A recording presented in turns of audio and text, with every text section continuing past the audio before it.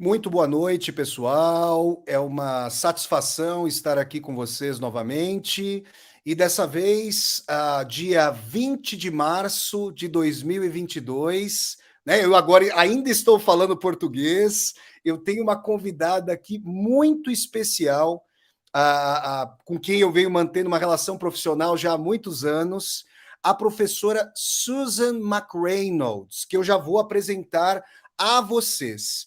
Nós estamos aqui hoje para falarmos mais uma vez, para fazermos mais uma discussão, mais um vídeo a respeito aqui desse trágico conflito na Ucrânia, né? E o tema que eu escolhi aqui junto com a professora Susan para falar com vocês a respeito desse conflito é a Ucrânia entre o leste, a Rússia, e o oeste, a OTAN e os Estados Unidos. A professora Susan compreende português, mas eu vou começar a falar inglês, porque vai ser melhor. Se de repente, no decorrer da conversa, ela se sentir mais à vontade para eventualmente conversar conosco aqui, eu falando português e ela falando inglês, tudo bem, a gente pode fazer essa transição, mas no começo eu vou falar inglês aqui com ela e eu peço a vocês um pouquinho de compreensão ao público, porque assim, depois que esse vídeo estiver no ar, vai haver as legendas, as subtitles aqui, as legendas automáticas que o YouTube produz. Então, Susan McReynolds, Professor Susan, she's a scholar at Northwestern University, which is located in Evanston, a city in the United States. We met each other some years ago in 2014 when I first went to the United States. She was my supervisor both during my PhD in Dostoevsky and during my postdoc. She works as a scholar at the Slavic Department of Northwestern University, one of the top universities in the United States and in the world. And it's a great satisfaction to have you here. Susan, good evening. Thank you, Flavio. And I'm very, very glad to be here with you and with your amazing subscribers and listeners. You've been telling me about them and the really fascinating discussions that you have. And so I'm very, very glad to be here. I wish it were under better circumstances to talk about something not so tragic, but here we are, and we do have to talk about it. And let me just say to you all, for example, I'm going to talk in English. If you have any difficulties, if you have questions, you can post them here in the chats. I can answer them while Professor McReynolds is talking to us. Susan McReynolds has been the president of North American Dostoevsky Society. She's a great specialist in Dostoevsky. Well, perhaps there won't be time today for us to talk about Dostoevsky, but in the future, Susan is going to return to talk about Dostoevsky with us. This will be a great satisfaction. So, Susan, first to begin, what do you think? Let's talk about, of course, this conflict. What do you think about Vladimir Putin's regime? How do you see him? And my question is, there in Brazil, not here because I'm in Portugal, Susan in the United States, I'm in Portugal. In Brazil, an awkward thing happened because just a week before the conflict, our current president, Jair Bolsonaro, was in Russia. And then we have the right-wingers in Brazil, the extremists in the extremists in the right, saying, supporting Vladimir Putin, and also the left, some leftists, some progressive, or to use the American word, the liberals. Then I'll have to say this in Portuguese. Pessoal, liberal, isso é muito importante, por isso que eu vou falar em português, para todas e todos entenderem. Liberal nos Estados Unidos é o esquerdista. No Brasil, o liberal, ele pode ser justamente o conservador, o direitista, mas nos Estados Unidos, o liberal seria o progressista. So in Brazil, we have some part of the leftists supporting Putin against what they say American imperialism or NATO's imperialism.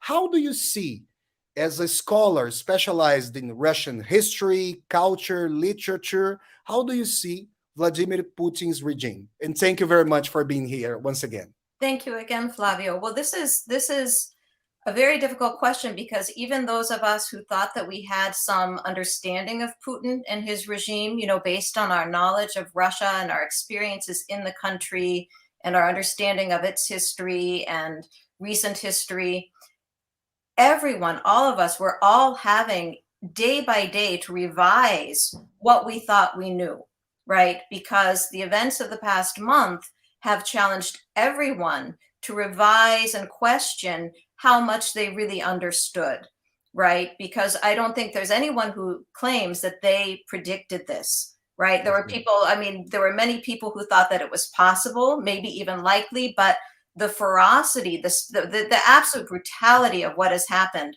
I think, has exceeded anyone's imagination or prediction. And so this is a very difficult question that you ask. I would say that before, what did I think of the Putin regime before this happened? I would have probably said, well, it's in many ways reminiscent of the kind of crony communist capitalism that we saw in the late Soviet era under somebody like Brezhnev.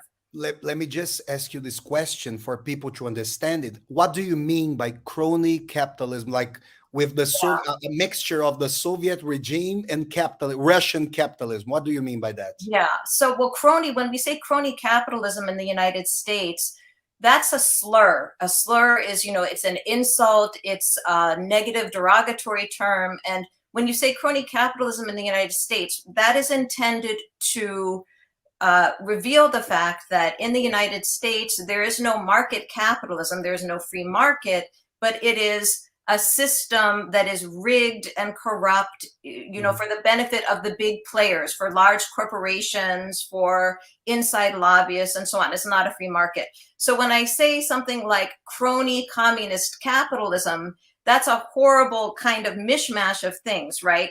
It's not true communism. It's crony communism. Just like there's crony capitalism, there's crony communism, meaning it's not a socialist society. It's not a communist society. It's a society rigged for the benefit of a few, just like crony capitalism is a system rigged for the benefit of a few. Okay. So, what we saw at the end of the Soviet Union was crony communism. There was a small elite, the very tiny elite in the Soviet Union, that led, lifestyles where they enjoyed good food, good clothing, they traveled and so on. Nothing like the oligarchs today, but they enjoyed a decent lifestyle, whereas everyone else suffered.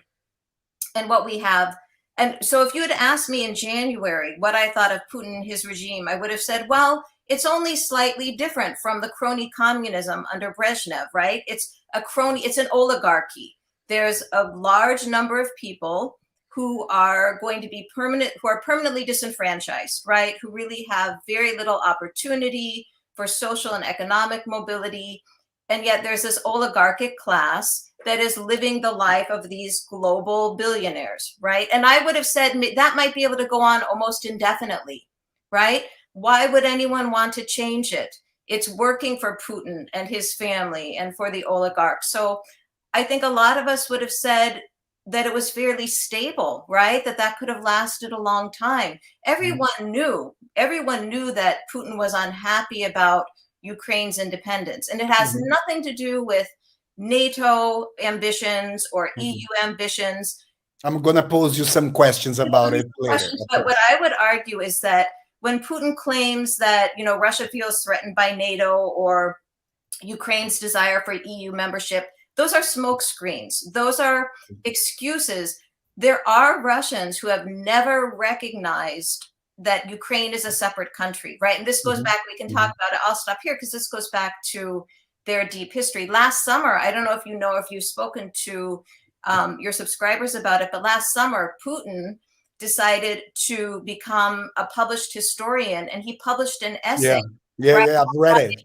Yeah, the Ukrainians and Russians are one people. So this wasn't a complete surprise, but the extent to which he is risking everything for this, I think, has shocked everybody. So right now, what I think of him, I think it's hard to say. I think that, I hope that a tipping point has been reached where something is going to change within Russia to destabilize him and his regime. But no one can know that because we really don't have a good sense of what's actually happening in his inner circle or in Russia at large. Okay, but so then would you say, how would you classify, let's say, Vladimir Putin in terms of his policies? Would he be a rightist?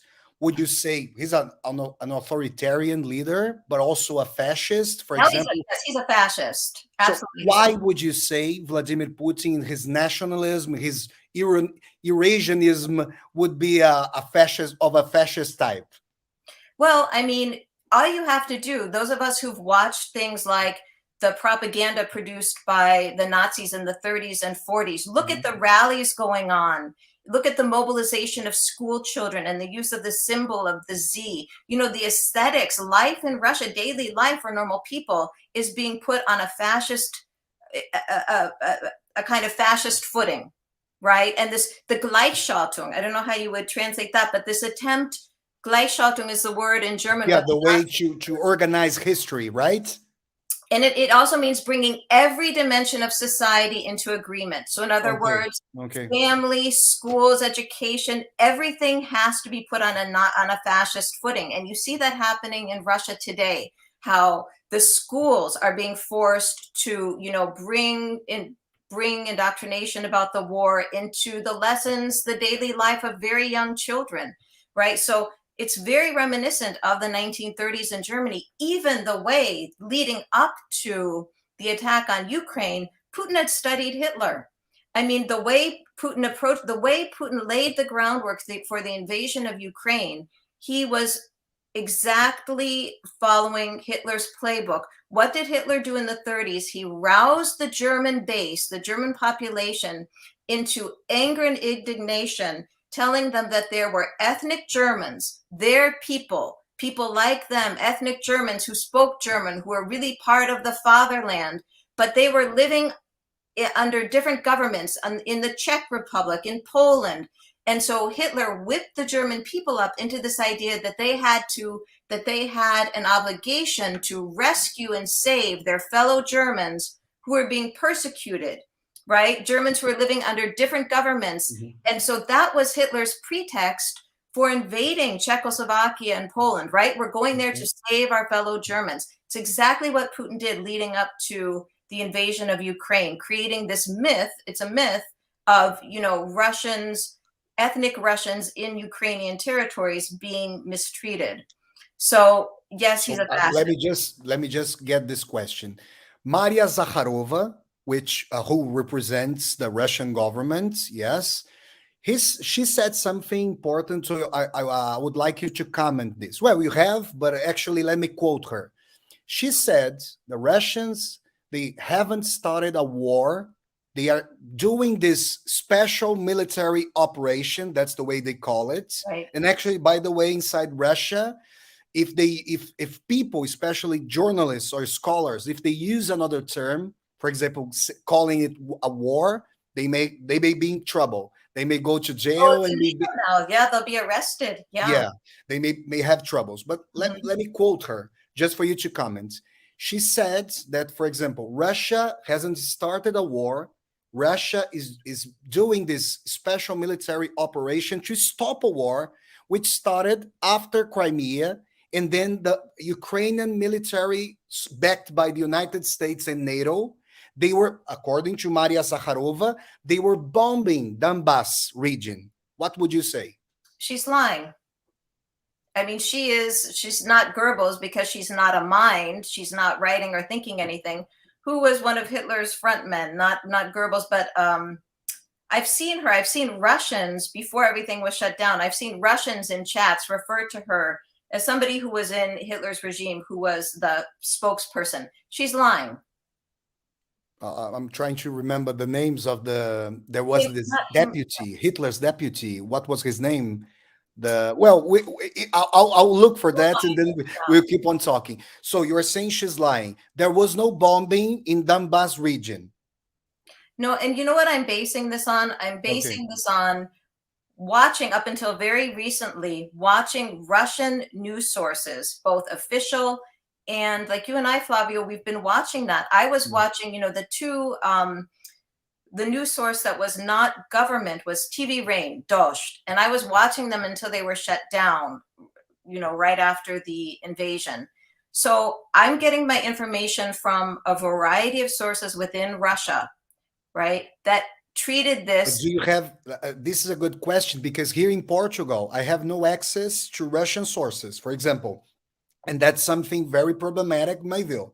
I think you would think it's a problem as well. For example, I can't read Russia Today, Sputnik News, or Russian newspapers. I don't have access to them. I've been told I can buy a VPN, a machine that I don't know. It happens something for me to have access, saying I'm in another country, not in the European Union. Is it happening in the United States as well? Do you have access to Russian sources? No, what they did first was they closed down things like the Novaya Gazeta, TV Rain, anything that was anything that wasn't a mouthpiece for the government. They shut them down.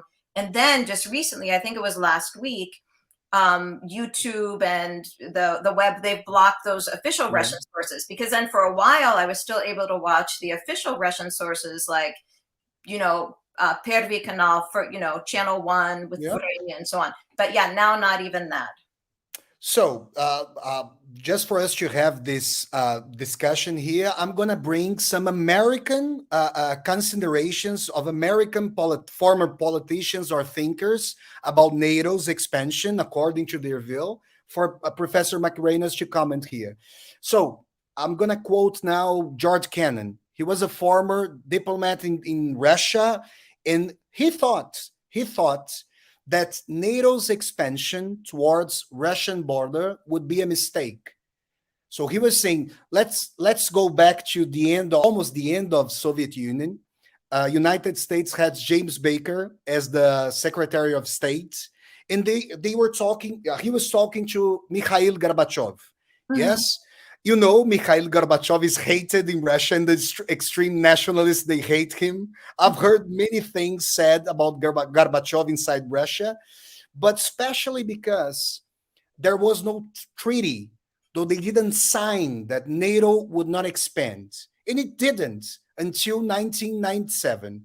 George Kennan, a very influential American diplomat and thinker in terms of geopolitics, he said it would be a mistake for NATO to go towards Russia, because then there would be a new Cold War, and Russia has always been an empire, and it doesn't see itself as a small country with no global influence. And there should be, according to George Kennan, a neutral zone considering Eastern Europe for NATO. If NATO continues to exist, because the first reason of NATO's existence was to combat the Warsaw Pact. Yes, so the Warsaw Pact. This is very important to say. NATO's a defensive organization, right? In the beginning, we could certainly say that there was the Warsaw Pact, commanded by the Soviet Union. So NATO was created as a defensive organization. So lots of thinkers, like Kennan, they were thinking, why would NATO continue to exist after the collapse of the Soviet Union? This was something said by George Kennan, and then Henry Kissinger said the same. And Kissinger was a United States, a very important politician, not a politician, a statesman in the United States. He said the same. There shouldn't be Ukraine inside NATO. Ukraine should remain like neutral, and there shouldn't be NATO's expansion towards Russian border. And according to Noam, let me quote another American a thinker, Noam Chomsky. Of course, now I'm quoting a leftist. Chomsky said that the only reason for NATO's existence now is this aggression against Russia and control of pipelines. If we see NATO's expansion after 1990 until 1997, Western Europe was inside NATO. For example, Portugal as well is a member. This country I'm in now is a member of NATO. But after 1997, lots of countries in the Iron Curtain, in the former zone of Soviet influence, they joined NATO. And NATO even tried in 2008, when I was living in Moscow, even tried to bring Georgia. And then there was the war against Russia that Putin sent the tanks there to Georgia.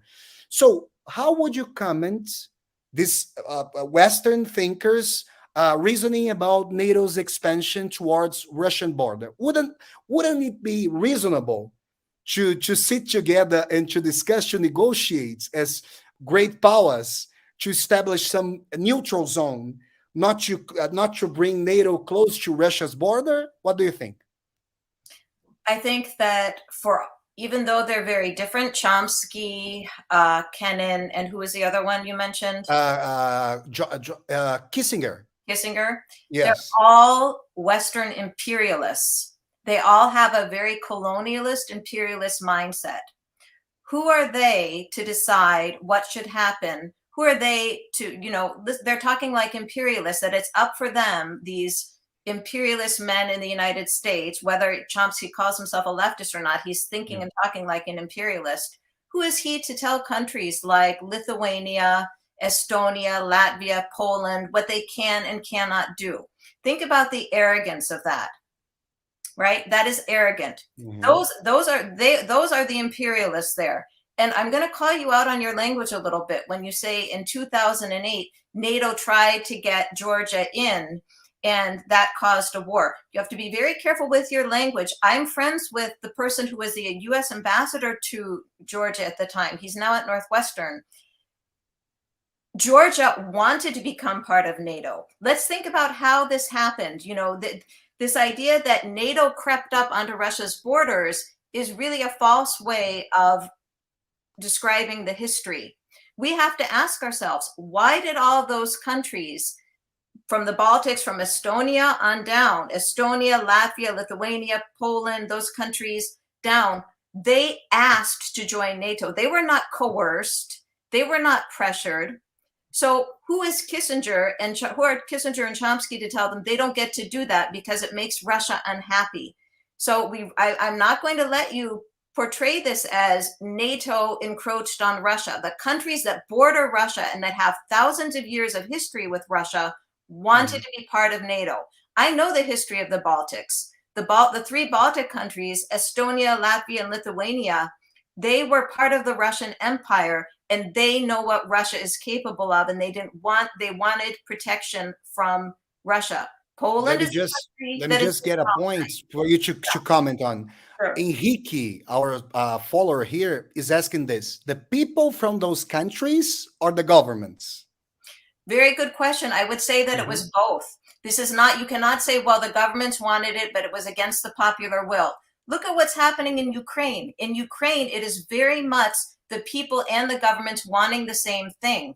Look at what happened after the Berlin Wall fell. When the Berlin Wall fell and when the Soviet Union crumbled, and those countries were able to decide how they wanted to orient themselves. Did you see the populations of any of those countries wanting to stay close to Russia, to its culture, to its politics, to its sphere? No, this was not like, that's a very good question. And this is an important point to make, because it wasn't that the governments were pursuing a policy that was against the will of the people.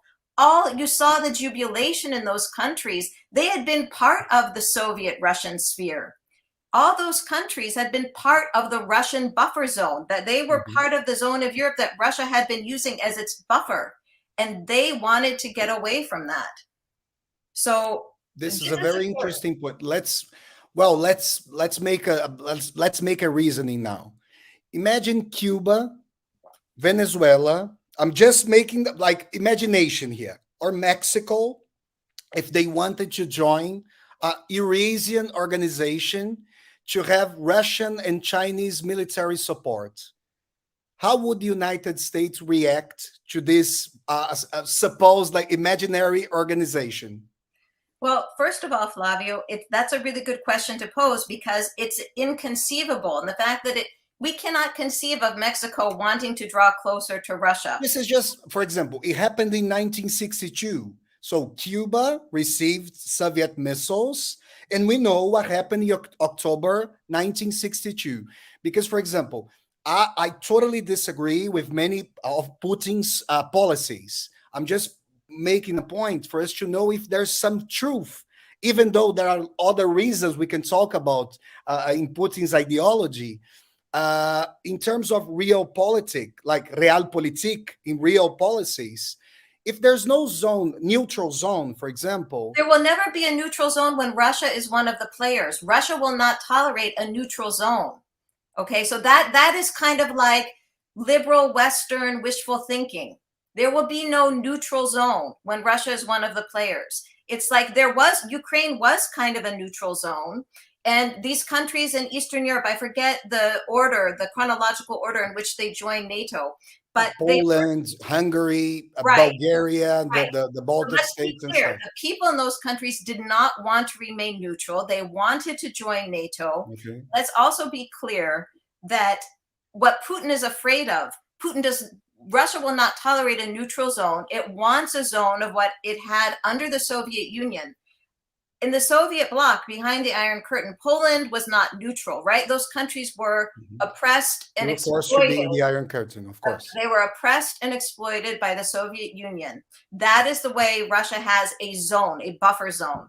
Okay, so that we cannot engage in wishful thinking of the idea that there could be a neutral zone. It wouldn't happen. Well, let me finish. Secondly, yes, you're right. In terms of realpolitik, Putin is afraid of something. What is he afraid of? He's not afraid of NATO. That is an excuse. NATO has never attacked anyone east of it. NATO doesn't attack. Look at the way it's so reticent. NATO is holding back. Ukraine is begging NATO to fight back, right? To close the skies, and NATO is not doing that. So we're witnessing now, we are witnessing how much of a military threat NATO is to Russia. None. It's not intervening militarily on behalf of Ukraine. What Putin's afraid of, what he is afraid of, is the fact that if that corridor of countries from Estonia in the north down, through Ukraine, Poland, Romania, Hungary, Ukraine, are free to choose the kinds of governments and societies that they want, he knows that they will choose to be more Western, more like Western Europe, right? And that's not imposed on them. That's up from the bottom of the people. We've seen what they want. And that will be destabilizing to him in Russia. That he's not afraid of NATO. This would be a threat for his regime, that we were saying. Exactly. He cannot tolerate democracies, Western sort of societies on his border, because that gives dangerous ideas to the Russian people. That's what he's afraid of, not NATO. Let me get some historical points here for us to discuss this thing of Russia being like a threat to NATO, and because when we listen to the Russian point of view, they are saying quite the opposite, that NATO is a threat to their states, to their defensive situation. So let's remember that Boris Yeltsin, the first Russian elected president after the Russian Federation, after the Soviet Union, he went to the United States, to the Congress of the United States, saying he didn't want a Cold War anymore. He opened to American supervision of the nukes, of Russia's nukes. And this is quite interesting, quite a motivation not to have war anymore. After 9/11, September the 11th in the United States, and that at that time, Putin was in power for 2 years then, had been in power for 2 years then. The first president to call, George W. Bush, the American president at that time, was Vladimir Putin. And then he said, and he has already said that, perhaps we can discuss if it's true or not, but he has already said that first he talked to Bill Clinton, and then he talked to George Bush to join NATO against terrorism, that Russia and the United States were both suffering from terrorist attacks. We all remember Chechen war inside Russia and stuff like this. There's a good journalist. We have talked about him. Well, you see, this conversation began before this live with Susan. Vladimir Posner, a Western journalist, renowned, I think he lives in Moscow. Yeah. He went to Yale in the United States like some 7 years ago, and he gave a lecture, which is quite interesting. I invite you to see, saying this. This is the title of the lecture, and I want Susan to freely comment this.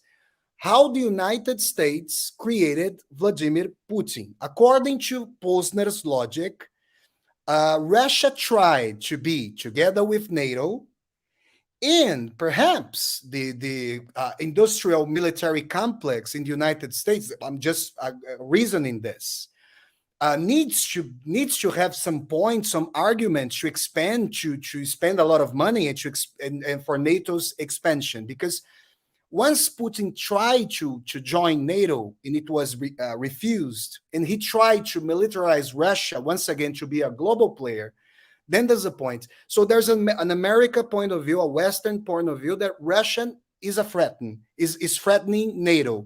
And Russia also sees itself, perhaps this is the government propaganda, the regime. No one before this was saying that Russia was threatening NATO. No one in the United States was saying that.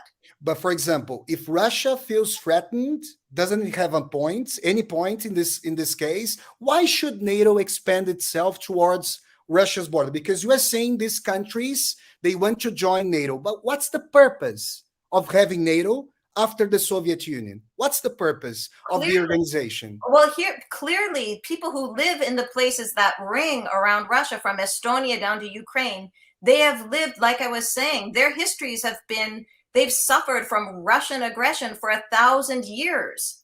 So there is a very good point. They have historical memory. But couldn't Russia say that it has been invaded by Western powers during history? Napoleon, twice for the Germans. Couldn't it also say this, a reason like this, as you're saying? Yes, but it was never colonized the way Estonia, Latvia, Lithuania, Poland, and so on were. Poland disappeared off the face of the map. It was a colony of Russia, okay? So Russia has never experienced being colonized. There was the attempt to Russianize Poland, to make it more difficult to speak Polish, to make it more difficult for Poles to serve in the government and so on. Mm-hmm. No, Russia historically is more of the occupier and imperialist than the victim, all right? And the fact, Flavio, the very fact that you say that Putin tried to join NATO after 9/11 shows you how threatening NATO is. I mean, clearly, if he tried to join it, he obviously doesn't think of it as he wasn't thinking of it as his enemy or a threat. Strategically, he was trying to remove NATO's motive to expand itself towards Russia. No, I'm not going to let you talk this way, because the fact is the countries that border Russia for thousands of years have suffered Russian colonialism and imperialism. When I teach my Russian literature classes at Northwestern, I tell my students that they're surprised. They're in a Russian literature class. They're surprised when I tell them we have to talk about colonialism. And I explain to them that colonialism, like everything, begins at home. We are accustomed to thinking of colonies and colonial empires being things far away, right? Portugal had Brazil and colonies in Africa, and Spain had colonies in Latin America and Mexico. And the United States and England, the United States. But when Europeans, where did they first get started being colonists? In Europe, on home territory. Mm-hmm. They first started colonizing places in the Baltics, and places like Russia being a colonial empire on its European front with Poland, and then also in Central Asia, colonizing the Caucasus, those regions. So no, Russia is a colonizer. Okay, Russia does not have a victim mentality. It does have World War II and the invasions of World War II seared in its memory. But Russia is more, in its historical experience and its self-conception, an imperial occupier. And you yourself said this. You said this starting out, where that other imperialist, George Kennan, was sympathetic to Russia's need to feel like it's an empire. Let me just say that, of course, you are saying that Kennan, Kissinger, and Chomsky are imperialists. I'm not saying this, you are saying this.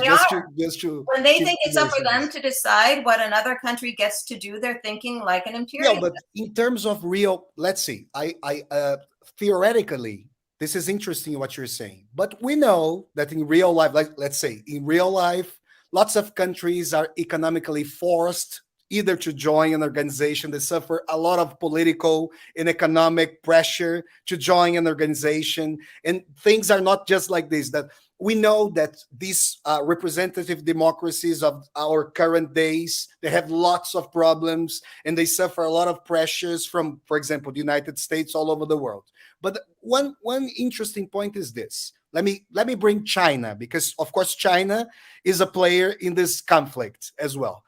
So I would like you to comment this. Flavio, one moment. Just before Okay. we move on to China, I want to make one last point. I will agree with you that Putin, not Russia, let's say Putin, whoever is in power in Russia, Putin and his oligarchs feel the need to have a buffer around Russia, but not because they're afraid of NATO, not because they're afraid of the US.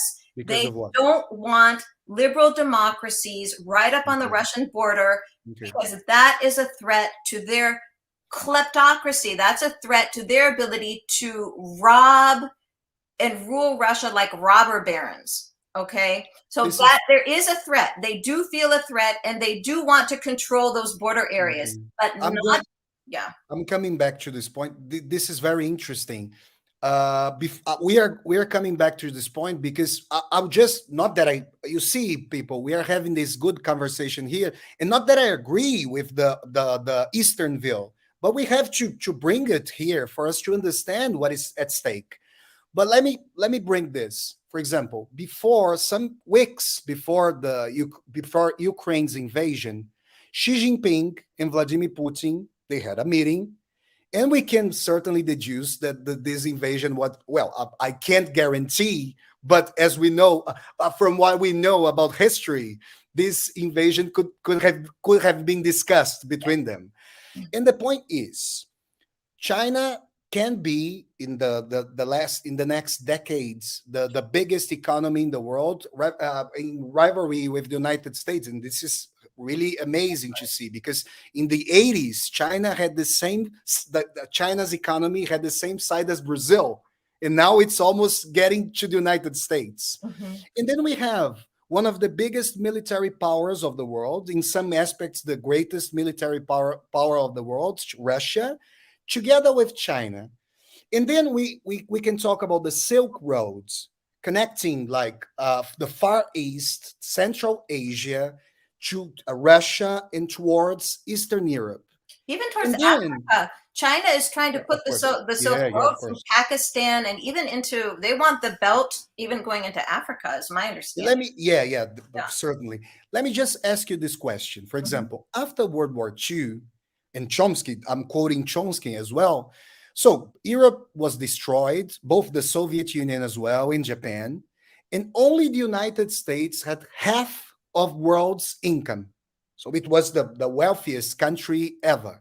And they designed a world architecture with the IMF, Fundo Monetário Internacional, FMI. I have to say in Portuguese. IMF, World Bank, the dollar being the most important currency. And some thinkers, like former Brazilian Foreign Relations Ministry, Celso Amorim, he said something really interesting. He's saying, perhaps now, if we look beyond Ukraine, of course, Ukrainian population is suffering a lot, but if we look beyond Ukraine, there could be a necessity for both Russia and China, but more China than Russia, to try to establish a new world architecture, not just with the American former architecture for the world, but with a new one, considering that United Nations had to voice more the Eastern voices. What do you think about that? What do I think about the fact that China is trying to change the world, sort of recreate together with Russia, let's say? Yeah, no one can deny it, right? No one can deny it. China is trying to build that connectivity, like you were saying, from China all the way through Europe, and even, as I was saying, through the Middle East and into Africa. They're very busy, buying up strategic rare earths, things that are needed for, new technologies all around the world. Are there any good questions that you wanted to? I'm curious what people are asking or saying. For example, Edgar is saying this. He's contradicting. He's saying Yeah. What about the bombing of Belgrade by NATO in 1999? What would you say about that? Yeah. Why? So what was going on there? Let's talk that through. That's a really good example. Let's talk it through. How do you understand it, Flavio? But because of the Yugoslavian war, of the things that were going on. So he's asking you, so NATO bombed Belgrade, the beautiful city, the capital of Serbia.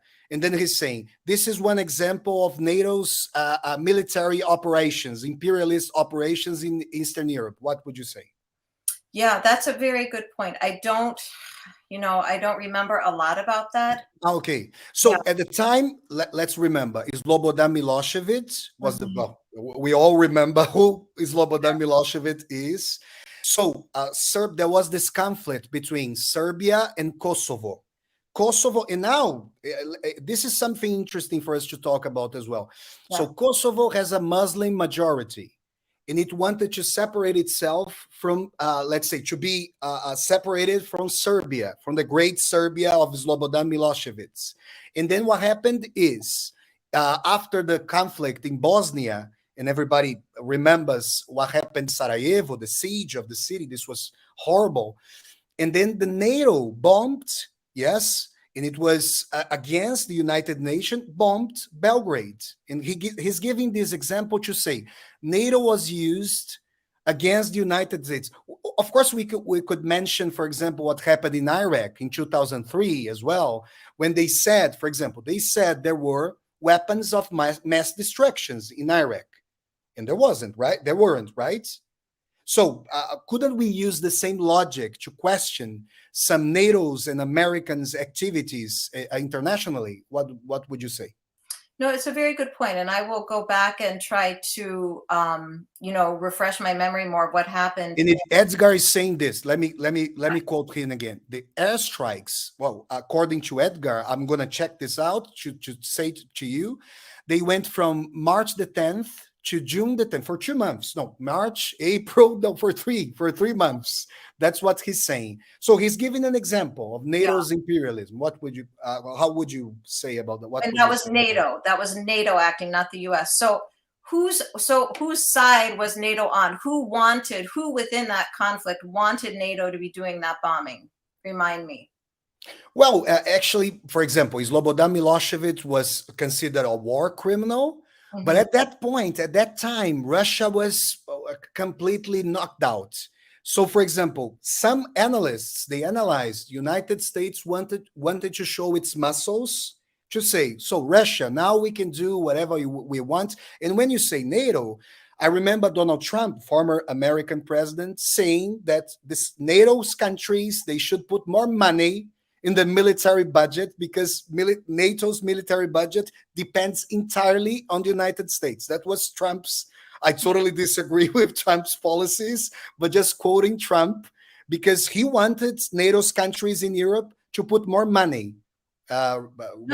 Even if we hate Trump, we have to say he was not saying anything outrageous, because every NATO member country has signed a pledge that they will spend 2% of their GDP on military spending, and none of them were doing it. So all Trump was doing was saying, again, we can hate him, but it was nothing outrageous. He was just saying, you should honor your commitment. You've signed a pledge to spend 2% of your GDP. So the case in Bosnia is very interesting, because I would like to know, was Serbia at that time part of NATO or not?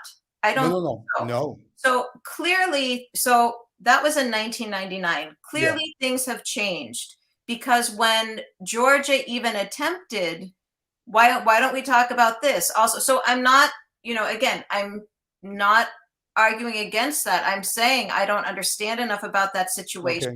Okay. Right? But since then, to say that is why Putin is afraid of NATO in 2021, I do not think is valid. Okay. Because look at what's happened since then. Georgia in 2008, an independent country, expresses interest in joining NATO. Russia invades it and crushes it and puts in a puppet regime. Okay.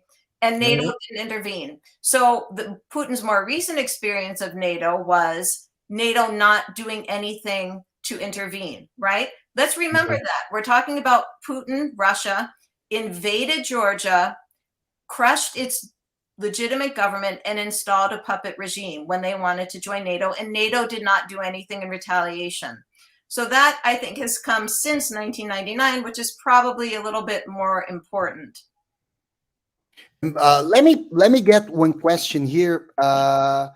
So, for example, let me bring these things to Zelensky for you to talk about Zelensky, Vladimir Zelensky.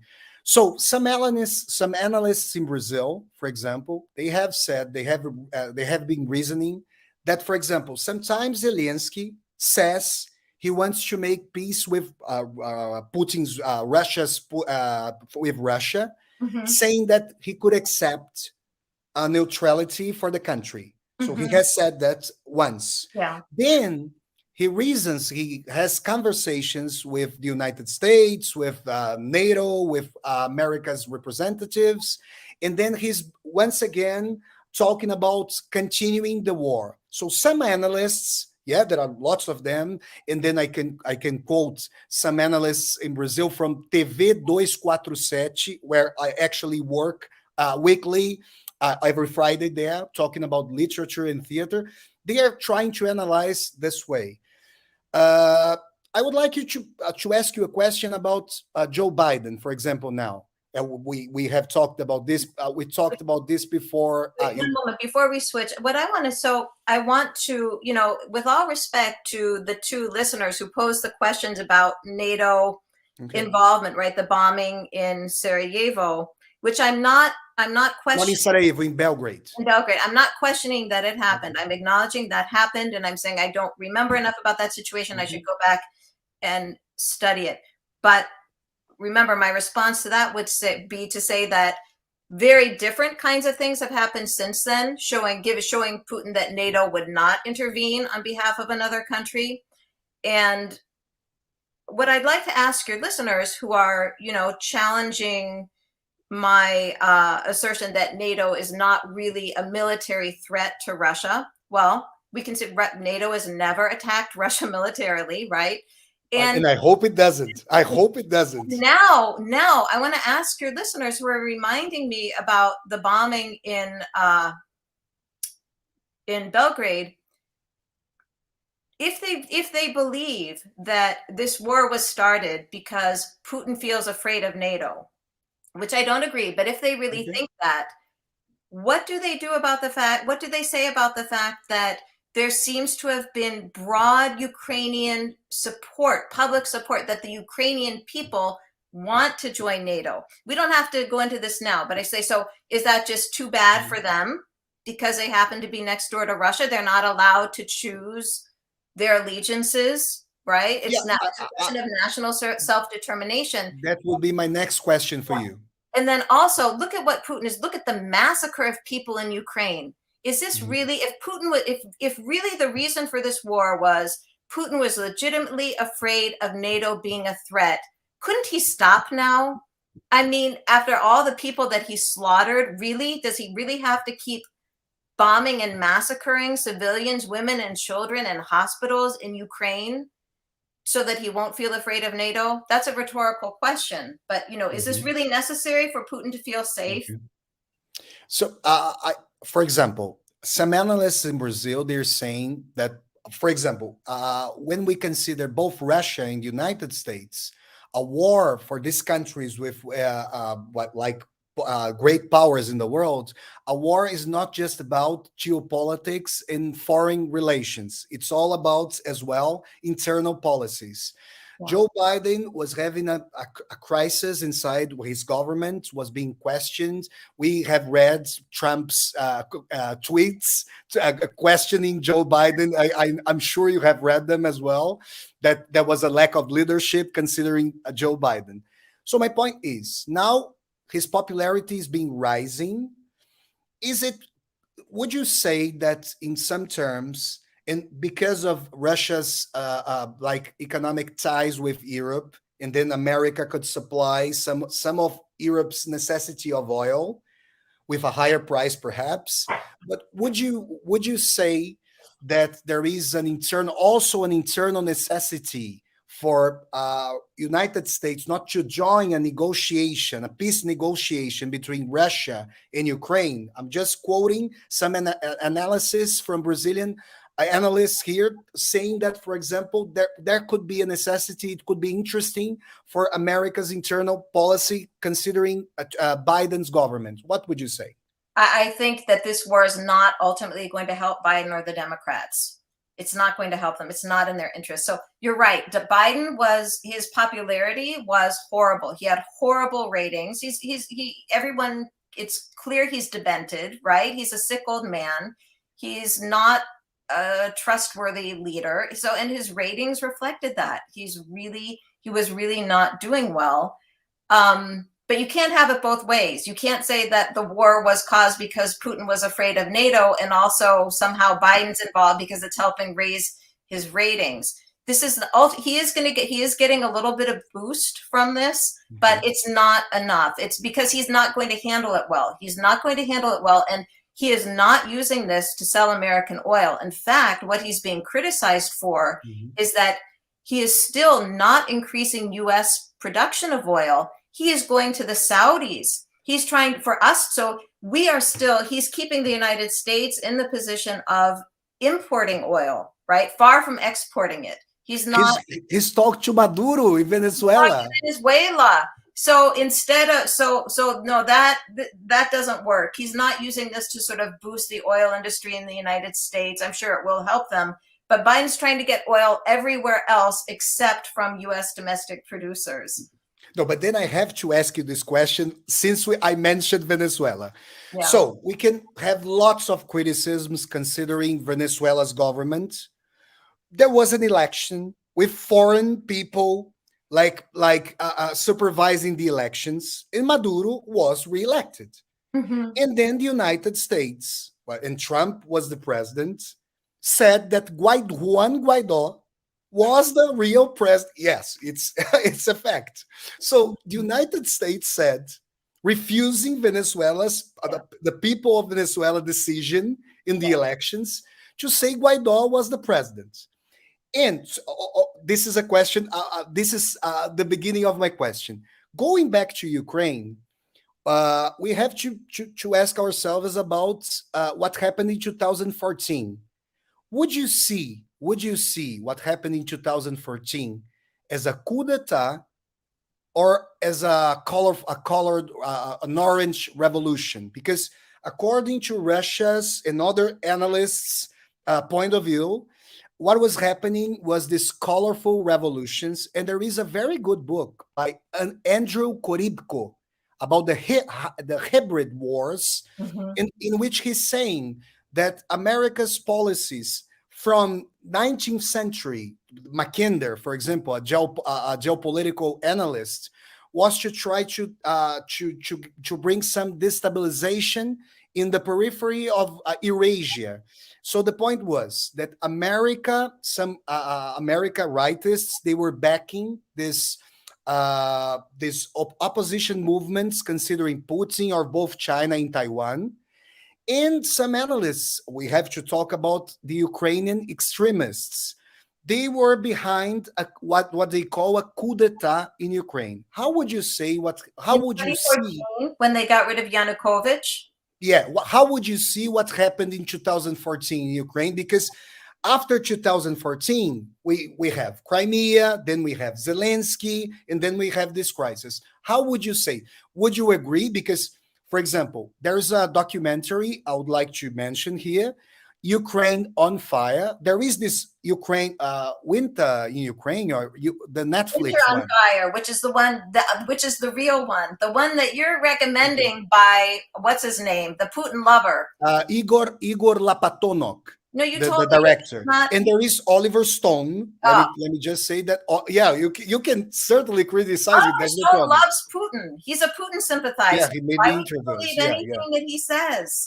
Let me just quote this, and then you can freely comment this. And then this Ukraine, there's the Netflix documentary, Winter on Fire. It's worth watching. Winter on Fire. And then there is Ukraine on Fire with this Igor Lapatonok. Oliver Stone is interviewing Yanukovych.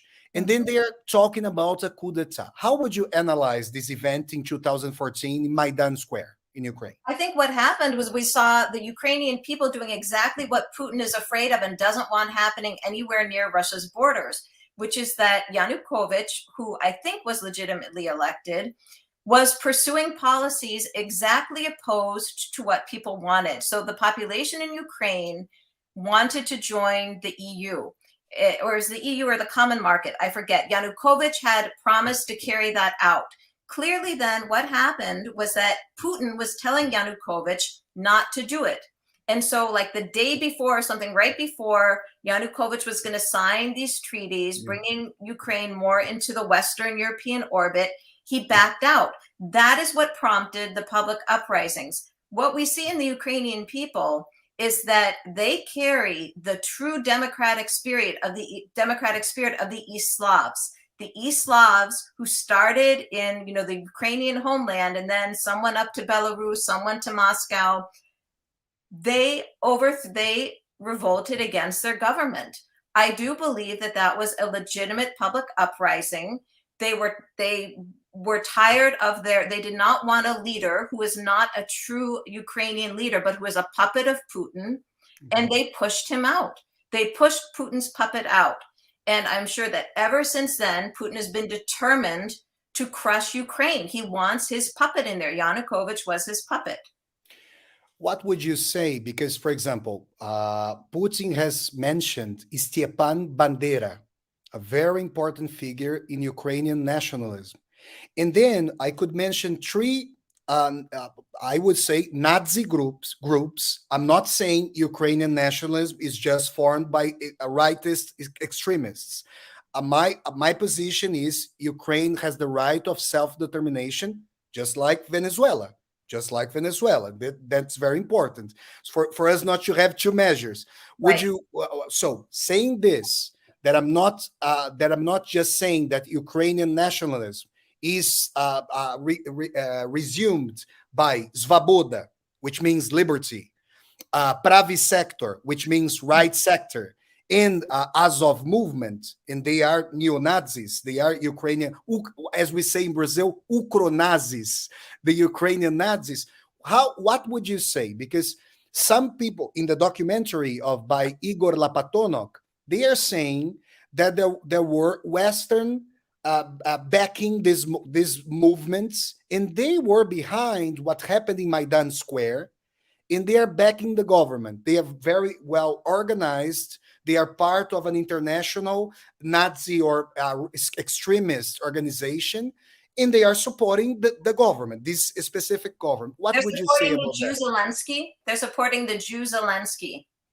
But that's the point. For example, in my point of view, I've heard Slavoj Žižek saying this as well. We could have the extremists, for example, in Israel, we have the leftists criticizing Netanyahu. They are both Jewish people. And at one hand, there are leftists there, and there are authoritarian tendencies in Israel as well. Flavio, the story that you just told about, the Ukrainian neo-Nazis, the Azov battalion, that they were what was really behind the movement on Maidan Square, and that they were backed by Americans. No, I'm just questioning this. What do you think about that? It's KGB propaganda. So it's a lie. Let me just, don't you need to question, like you and I were both, proud of the fact that we don't just blindly trust or believe what any government tells us, whether it's the US government, the Brazilian government, the Portuguese government. What you have just said is what the Kremlin wants people to believe. Why would you believe the official Russian government line? Why would you believe? I'm just saying, I've seen Ukrainian flags with the swastika. You know what? Okay, so let's address this question of course, I'm sure, of course, Ukraine has neo-Nazis. You know what? Every country in Europe has neo-Nazi movements. But what would you say about Stepan Bandera? He was. Let me finish about the neo-Nazis. This is absurd. Talking about double standards, right? That we should not have double standards, one for Ukraine, one for Venezuela. This is putting Ukraine on a double standard. Every European country has neo-Nazis. Some of them are significant problems. You know which countries have much more significant neo-Nazi activity and general public sympathy than Ukraine, Germany, right? Because of all, especially in the former East German territories. Scandinavia, our nice Volvo-loving, pacifist Scandinavian friends in Norway and Sweden, they have neo-Nazis. Every country in Europe has neo-Nazis. But here's the thing about Ukraine. My understanding is, and I have this from on-the-ground sources, is that Ukraine has actually dealt with, it has, of course, right parts of its population are sympathetic with right-wing and even neo-Nazi ideology. Ukraine is dealing with it, I think, better than Germany is. The neo-Nazis are not, they are a fringe movement. They don't have any representation. They never do well in polls or no, they don't do well in elections. And the Ukrainian people in a legitimate election, let's ask ourselves, let's think about the Russian public or the German public or even the French public. Do we think the Russian public in a free election would elect someone who calls himself a Jew, and we have pictures of him at the Wailing Wall wearing a yarmulke? The Ukrainian people are so far from anti-Semitism that they elected a yarmulke-wearing, Wailing Wall visiting Jew to be their president. And again, I think if you look at the country of Ukraine, it is actually a very respectable, admirable, multi-ethnic and multi-religious society that is doing well addressing any potential conflicts and managing whatever right-wing sympathies there are in the country. Mikhail Khodorkovsky, the Russian dissident, just tweeted out, he's part Jewish, he just tweeted out an image live of an active synagogue in Kiev with a rabbi. I mean, the Jewish community in Ukraine is flourishing. It's so I just want to put that to rest. This idea that neo-Nazis are significant in Ukraine and that they've played a role and that could be any reason for Russia. There's a good point by Louisa here. One thing is a country having neo-Nazi groups. Another thing is to have them incorporated in the National Guard. What would you say? Do we know that they are incorporated in the national? What is it? Well, actually, there are news, and then of course the Russians are saying this that they could have been incorporated in the national guard. It's not. Then if you're getting that information from Russian sources, then I don't accept it. Just the way. But you see, Susan, for example, when I read, for example, now it's me thing. That's my point. Yeah, I've read Russia Today. And Russia Today was mentioning lots of New York Times news.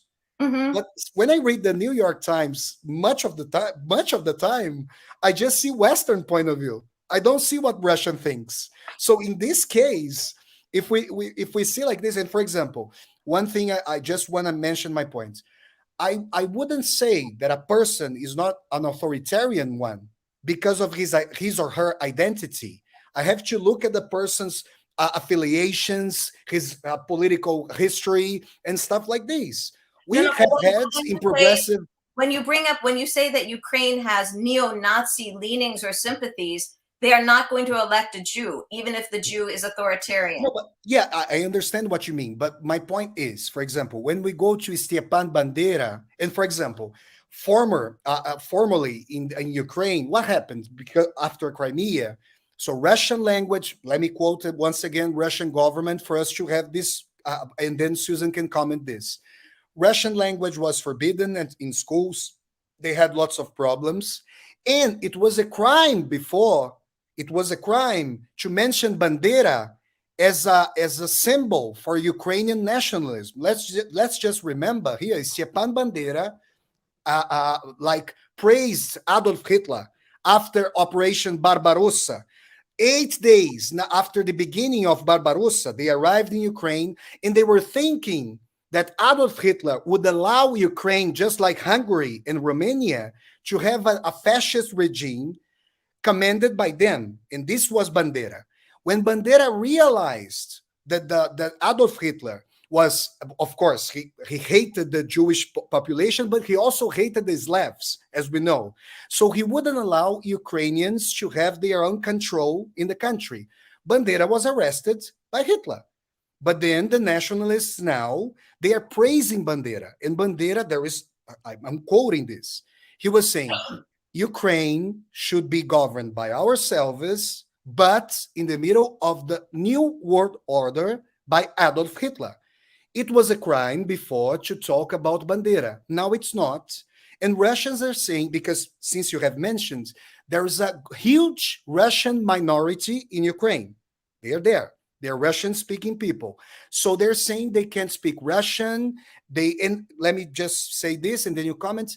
Zelensky now has shut all opposition parties. What would you have to say about this? Okay, put that aside for a moment. First of all, how did the Russians get there? Most of this is how, like, when we talk about Russians that live beyond the borders of Russia, they were put there as colonists. The Russian Empire and then the Soviet Empire did intentional Russification policies in places in all of its border countries. So again, this is why there's not going to be a neutral zone when Russia's involved. There was intentional colonialist Russification from Estonia down to Ukraine. Those people, those Russians weren't there naturally. There are now sizable Russian-speaking ethnic minorities in those places because they were put there by an imperialist regime to Russify and repress the indigenous populations.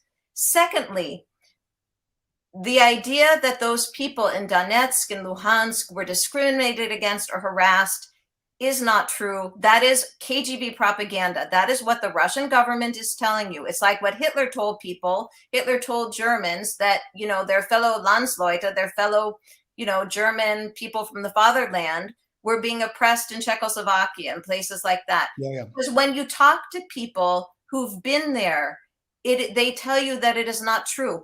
I watched when I could still get Russian TV. They were staging things like, oh, the happy, joyful people, the Russian ethnic Russians who've been liberated. You could see how staged it was. So that is a myth. That is like Hitler created the myth of the oppressed Germans beyond our borders. Again, you really need to question, just as you would question any information that the US government is trying to tell you. That is the story generated by the KGB mill, okay, to justify the invasion. And you just talk to people on the ground there, it is not true. Then where else do we go? Oh, you know what? It's a good thing. Bandera. It's a good thing that it's not a crime to talk about him, because people need to understand their history. And if you just criminalize something, then that's not helpful. The fact that people are allowed. The point is not to talk about. The point is to give like a symbol, like to, for example, to name a street after Bandera. They were, for example, in Germany, you can't wear a Hitler's T-shirt. This is a crime. Well, Bandera was not Hitler. Let's be clear. Again, this is coming from the Russian government. This is applying a double standard to Ukraine, just like, oh, they have neo-Nazis. Well, Germany has a worse neo-Nazi problem, right? Let's be honest about it. We can't hold Ukraine to a different standard, and it doesn't justify the invasion because Putin is not afraid of neo-Nazis. He himself is a fascist. Then, wait, what were we talking about? Bandera. Oh, Bandera. It's also holding Ukraine to a double standard. Stalin was in a pact with Hitler. Okay, the Soviet Union was in a pact with Hitler. And but then if we go back to Stalin, for example, Stalin went before talking to Hitler. Let us remember, he talked to England and France to say, if Germany attacks any of us, let us attack together Germany. What did France and England tell Stalin? We know that. Yeah, they didn't want to be in bed with Stalin. But my point is that. Or they wanted the Nazi Germany to attack the Soviet Union, right? Right. But my point is that you're holding Ukraine to a double standard. You yourself said Romania and Hungary also welcomed Hitler in because they saw they had fascist they had fascist leanings, and they saw that that was a way to get away from Russia. They preferred, I mean, this tells you something. They preferred Hitler Germany to Russia and the Soviet Union. So again, the fact that significant elements of the Ukrainian government and population at the beginnings of World War II thought that Germany might be better than the Soviet Union. So were a lot of people. It was a huge mistake. I'm not defending it, but so did all those other countries. Really, that again is nothing different about Ukraine, and it is certainly not justification to invade them. I mean, So what are you really saying that? Like it's okay for Putin to invade Ukraine because no, of course, I am not. I am not saying this. I'm just bringing some points to reason because, for example, it's not the reason why I should question the United States is the same reason I should question Russia and stuff. But you see, you may say some truths in what one government says, just like the United States, and then we can discuss all those things. But then I would like to point one thing. Let's go back to another aspect. When they say there was, so you say there was fair elections there in Ukraine. There are lots of questionings there. But then, for example, we can also question the referendum that happened in Crimea. We can question this, but it happened. And the population in Crimea voted, they want. You can't say that. We don't know if that was a legitimate vote. But you see, for example, I understand, of course, but we can also, in Florida, with George W. Bush, there was a problem in the election as well. We can question this. But the point is, they voted, and they are together with Russia. Then there is this conflict. If you consider that there was a coup d'etat and there was a conflict. But Flavio, again, your language is not right here. You're making it sound as though there was a peaceful vote in Crimea that led to peaceful annexation by Russia. There was my point. Let me just finish my point. It was not a peaceful moment in Ukrainian history and Russian history. So history has these exceptions, these moments of this war moments in which normality is questioned. And then this referendum happened in Crimea after the Maidan crisis, and then the Donbass region. According to Russian movements, and to be honest, Western media, I haven't seen much about this thing Russia is saying about the bombing of the Donbass region. So it should be covered as well. They should discuss all those things. But after Crimea, then there is the crisis. And then, for example, after the breakup after the collapse of the Soviet Union, so the Czech Republic, so the former Czechoslovakia, it divided itself in two parts: the Czech Republic and Slovakia. Wouldn't you see a possibility for Ukraine? I'm just questioning this. I'm not standing for that. Just questioning this.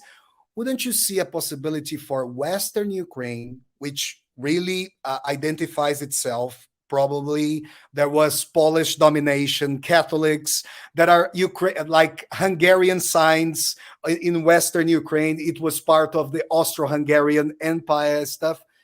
And then an Eastern Ukraine, an Orthodox Ukraine, would you find it reasonable for us to think about it? Not necessarily. Because I don't think if you could go back, a year and have a true poll of the people living in the eastern regions and ask them, again, to set aside this kind of imperialist attitude towards them, if we could have gotten an accurate perception of what the people in the eastern regions wanted a year ago, I don't think they would have said they want to be part of Russia. I don't know. But wait, let me go back, Flavio, because you're misrepresenting what happened in 2014 with Crimea. That was part of Ukraine. Russia had signed treaties guaranteeing territorial integrity to Ukraine and saying that it wasn't going to take Crimea. So that was, you're not presenting it accurately. It was the invasion and the annexation. No, I'm just mentioning there was a referendum. I'm just mentioning this, and there wasn't a single shot.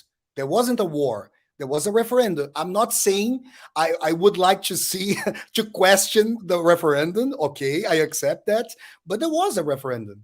There was not a war like in Donbass region, right?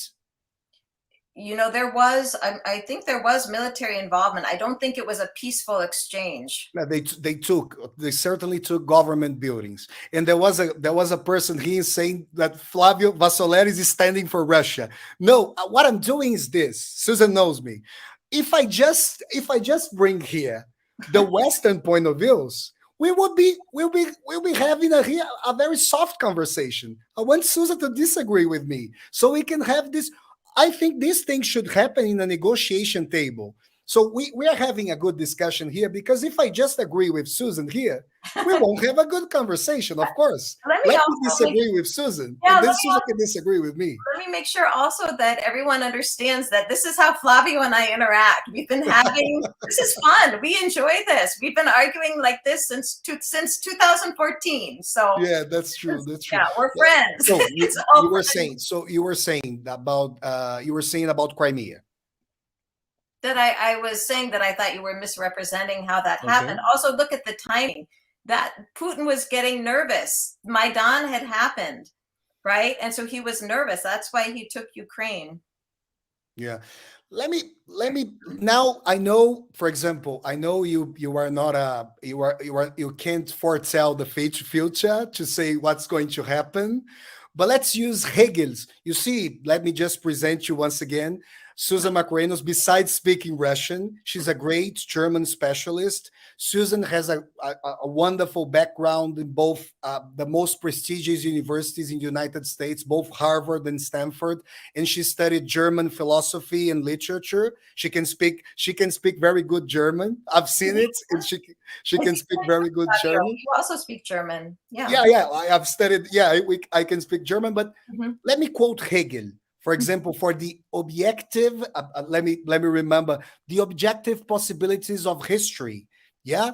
So, for example, what do you think that is going to happen? Because, for example, if we think about Afghanistan and if we think about Vietnam, just the timing, 20 years each, let's say. Let me just go back for 2020. Don't you see now questioning in realpolitik?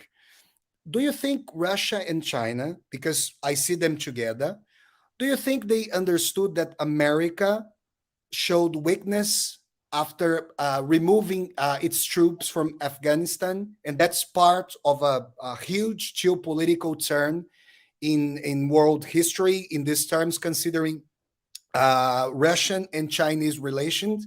Would you say that is part, what is happening in Ukraine is related to what happened last year in Afghanistan?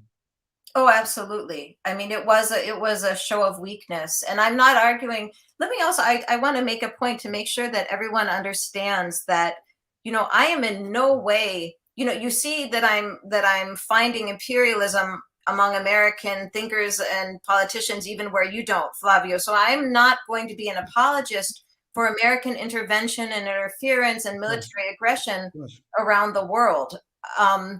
I do think that when we're talking about the European region, that I want to say that I do think that the United States potentially has a different role to play through NATO in the European region, that there are possibilities for positive engagement that have been completely trampled on and missing from American behavior in other parts of the world, right? In the Middle East, in Latin America, and so on.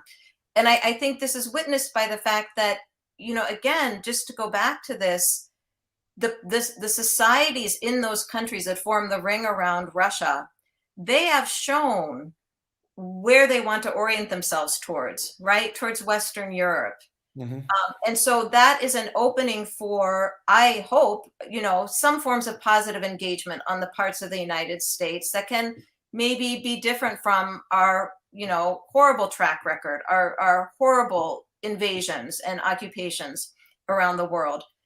About Afghanistan, we should have left. We should have been getting out. But the way it was done, I mean, I found myself questioning if Biden was like a Manchurian candidate. I don't know if your listeners know what that means, but it was done in such a it was done for every single thing that you had to make a decision about for how to withdraw from Afghanistan.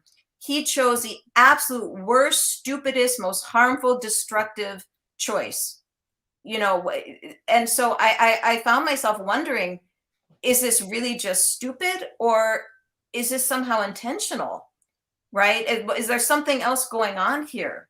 I don't know. But yes, that was definitely, I mean, if I were Putin or China, I would have certainly paid attention to that. But one thing I want to bring attention to is you're linking Russia and China. And yes, they have this partnership now, but they are not equal. I mean, China has so much more strength and potential. we've seen how weak Russia actually is. And earlier in the broadcast, you referred to Russia as one of the, maybe the greatest military power in the world. Imports, Look at what's happening.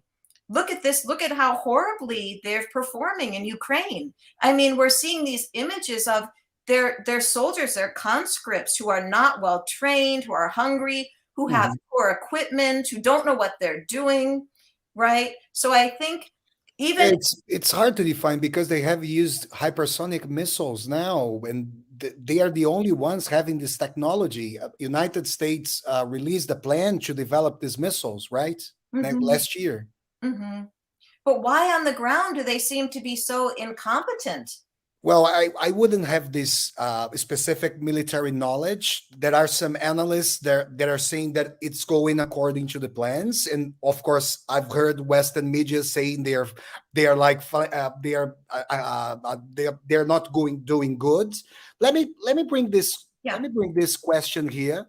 There's a question by a friend of mine. Let me just find this question here. Talking about weakness.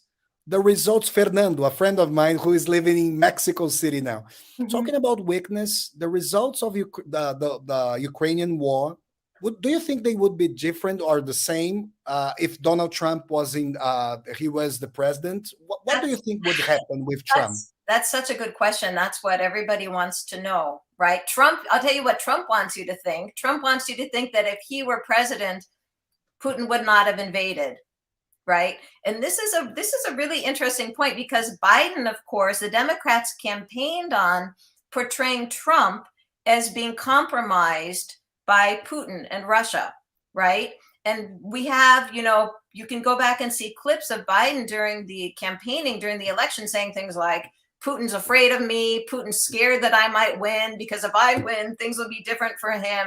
Right. And so this was being shown in the early days of the invasion. Right. So this is the question. I mean, who knows? It's an excellent question. Nobody knows. What do you think? I mean, wait, no, your friend who asked that question, he might have what are his thoughts? Does he have an idea that he Fernando, you can bring more comments here for me to take them to Susan. But Susan, let's make another reasoning about other reasonings about what can happen. The objektive Möglichkeiten der Geschichte, the objective possibilities of history.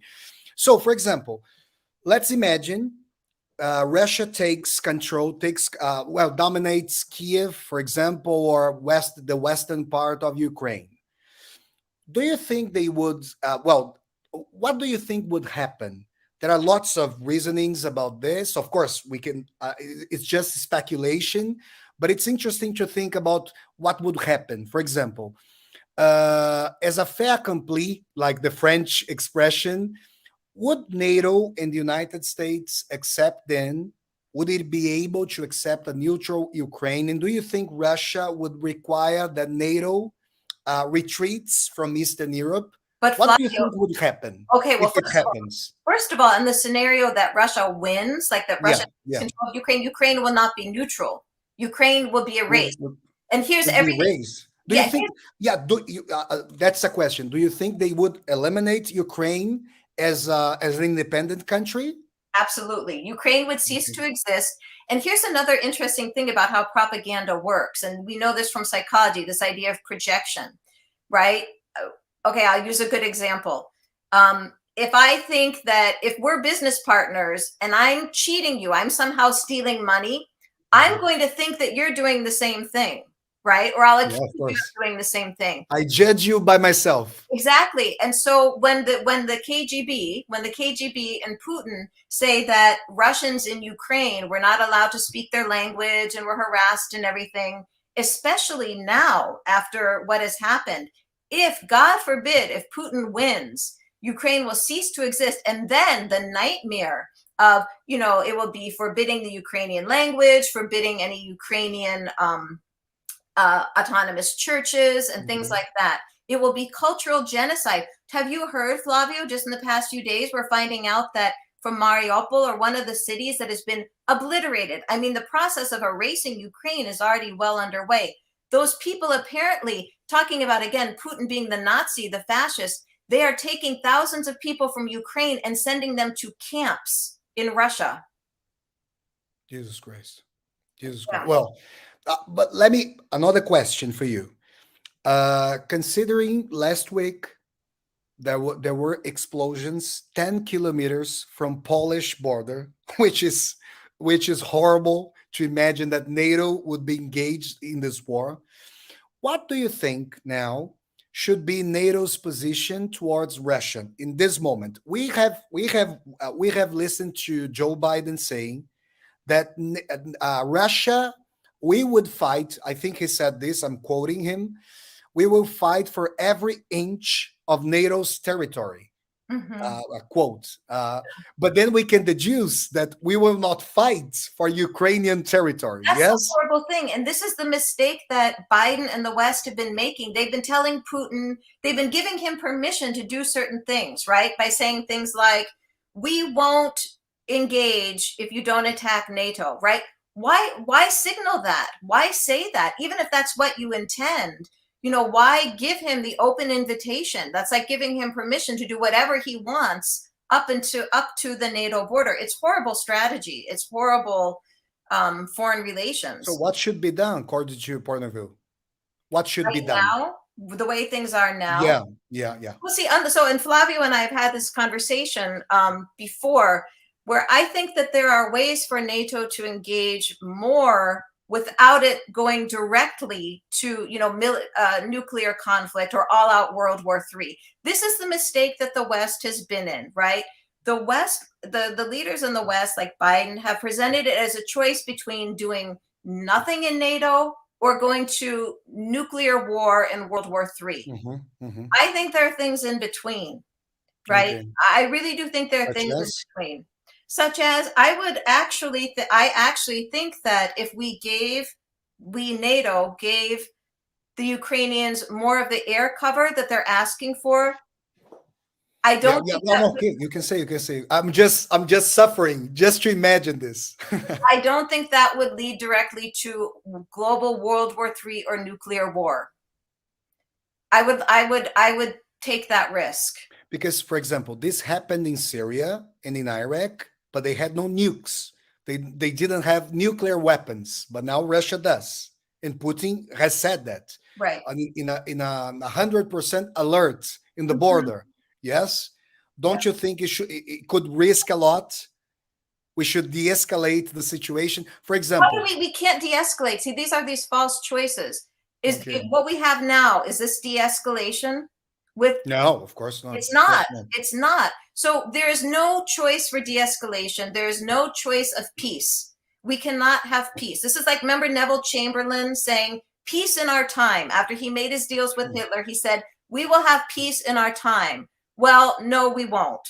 Right? But then, for example, thinking as a Russian, the Russian military, if they bomb Lviv now the former Polish name and the current Ukrainian name, if they bomb Lviv and they close the connection between the country, because they have now, as far as I know, they have controlled the southern region of Ukraine. So Ukraine has no access to the Black Sea now.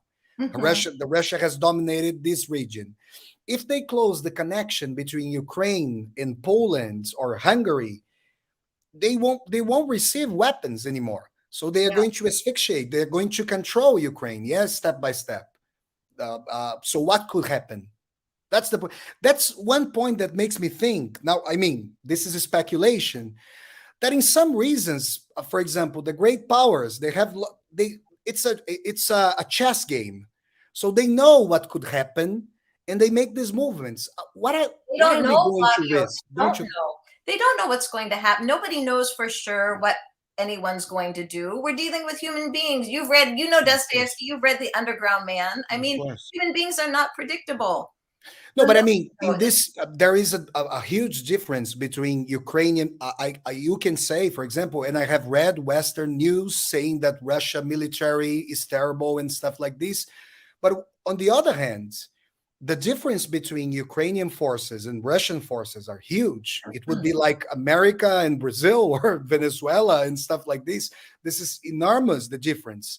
And then if it happens, I mean, if it happens this way, it may not happen. Russia's economy can collapse and stuff like this. And then my point is, for example, lots of analysts, they have said, there were no sanctions against the United States in the invasions of Iraq and stuff like this. Now there are lots of sanctions against Russia and stuff like this.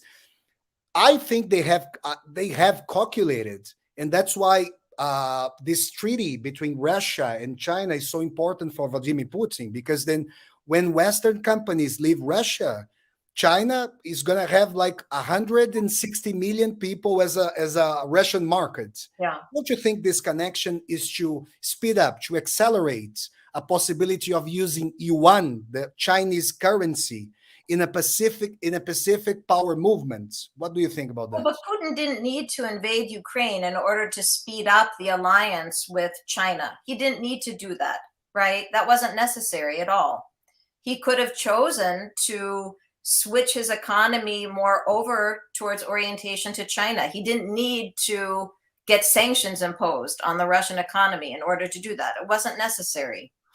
Yeah, depending, for example, if from a Chinese perspective, if Western companies leave, it's easier for them to. Yes, but then are you saying that Putin invaded Ukraine because China wanted him to? No, not just because of that, but I'm saying that when we see this from this perspective, it could be like a neutral zone if they win this war. There's no neutral zone. No, I understand. I mean, neutral zone. I mean, I understand what you mean, but I mean, neutral zone in terms, NATO would be forced to leave or anything like this. And then they would, I have read, let me quote here, Sergei Karaganov. He's a Russian thinker, a geopolitical thinker from Moscow, I think MGU, the Moscow State University. He's close to Putin, and I have read him, and he's saying something like this. And Medvedev, the former president, said something like this as well. He said, what we need is to establish a neutral, let's say, quoting him, a neutral zone for NATO not to be in Eastern Europe, and we want to turn ourselves towards Eastern culture. He's not a conservative. I would call him a reactionary because he says LGBT movements, like feminist movements, he says he's completely against it. Yeah, they're all homophobic, just like of course. Were. I mean, it's but he's saying that Russia should move towards East, towards China. What is the future for them? They could have started doing that anyways, no matter what was going on with NATO and on their western borders. Right? They could have done that anyways. Because, for example, Russia, for China, perhaps we could think that Ukraine, according to Russia and Chinese perspective, that there is this conflict in Taiwan. That one chapter could be Ukraine, and another chapter, and Biden has already mentioned that, considering China and Taiwan, that Taiwan is the next chapter. What would you say? Oh, I'm sure it's possible. I mean, I'm sure that the Chinese are watching this very carefully and that it's making them more confident about their possibilities of success if they decide to try to invade Taiwan. But, Flavio, these things, Russia did not need this invasion, and nothing needs to change on its western borders in order for it to pursue its policy of alignment and intertwinement of their economies with China. It's not necessary. Well, in another point, wait a minute. Another interesting point for us to discuss here. For example, would you say that, for example, if there is, you are saying Ukraine will cease to exist? Well, it won't exist as a country. That's right. And then, what would happen to Western Ukrainians? They would have to leave, according to your point of view, the country? Yeah, if they wanted any kind of future. I mean, remember, we would go back to, you speak Russian, and remember, as an English speaker, I don't know how it was in Portuguese, but I grew up, for most of my life, we talked about the Ukraine and things happening in the Ukraine. In English, when you say the, that means it's not a country, it's a region or an area, right? I don't say when I'm in the Brazil or in the Portugal. Yeah, because for countries, I say in Brazil or in Portugal. But for a region, like I say, well, when I'm in the South or when I'm in the mountains or the West. And so remember the prepositions in Russian with the and na, that changed because we used to say in the Ukraine. It would go back to being the Ukraine, just a region and area within the Russian Federation with all of the nasty policies of Russification, you know, that they've, the kinds of policies that they've accused the Ukrainians of doing. And then another thing, let me question you about this. For example, in Brazil, we have been discussing a lot the things that have been going on since 2014 to the former presidential election and stuff like this. There are analysts saying, for example, there could be problems in the next Brazilian elections because of the things that are going on in Ukraine. Yeah. Do you think seeing this conflict beyond Ukraine, there are analysts saying that it's a beginning of an attempt to redesign, to redraw the world order from the end of the World War II to a new world order with more than one great power like the United States drawing the world. For example, Brazil was close to BRICS, what we say, Brazil, Russia, India, China, and South Africa.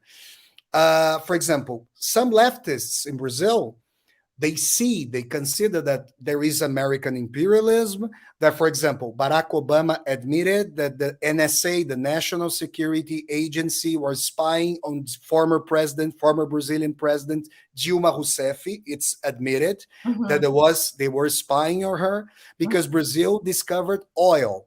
And then we know there are lots of crises related on this. So do you think, for example, there's a theory, I would like you to comment this. This is interesting. I heard this first time, and then I said to myself, but what about globalization? How can they do this? Because there are some analysts saying that the things that have been going on in Latin America, so lots of extremist rightist regimes, like unfortunately we have Bolsonaro in Brazil now, and then what happened in Bolivia in 2019, there was a coup d'etat in Bolivia there. We have a leftist government in Argentina, but, well, this is something to know. Can I just ask a question? Do Brazilians think, was there interference to get Bolsonaro elected? Was there direct? What happened, for example, we have Glenn Greenwald in the Intercept in Brazil. What they showed is that America State Department helped the Lava Jato in Brazil, the car wash operation, with data. And then the sentences, they have been denied now. For example, former President Lula, who was arrested, is now an innocent man. I consider it, I'm not saying this is the Supreme Court in Brazil, has already considered that he doesn't have any process now. So that's one point. Some people say that Brazil is really divided now, from the right to the left. So they may deny this or not, depending on the political position. But I would say such a thing like this. There are some analysts saying that, for example, considering that China and Russia, but I mean China economically, is trying to establish another economic bloc to the Pacific. Yeah.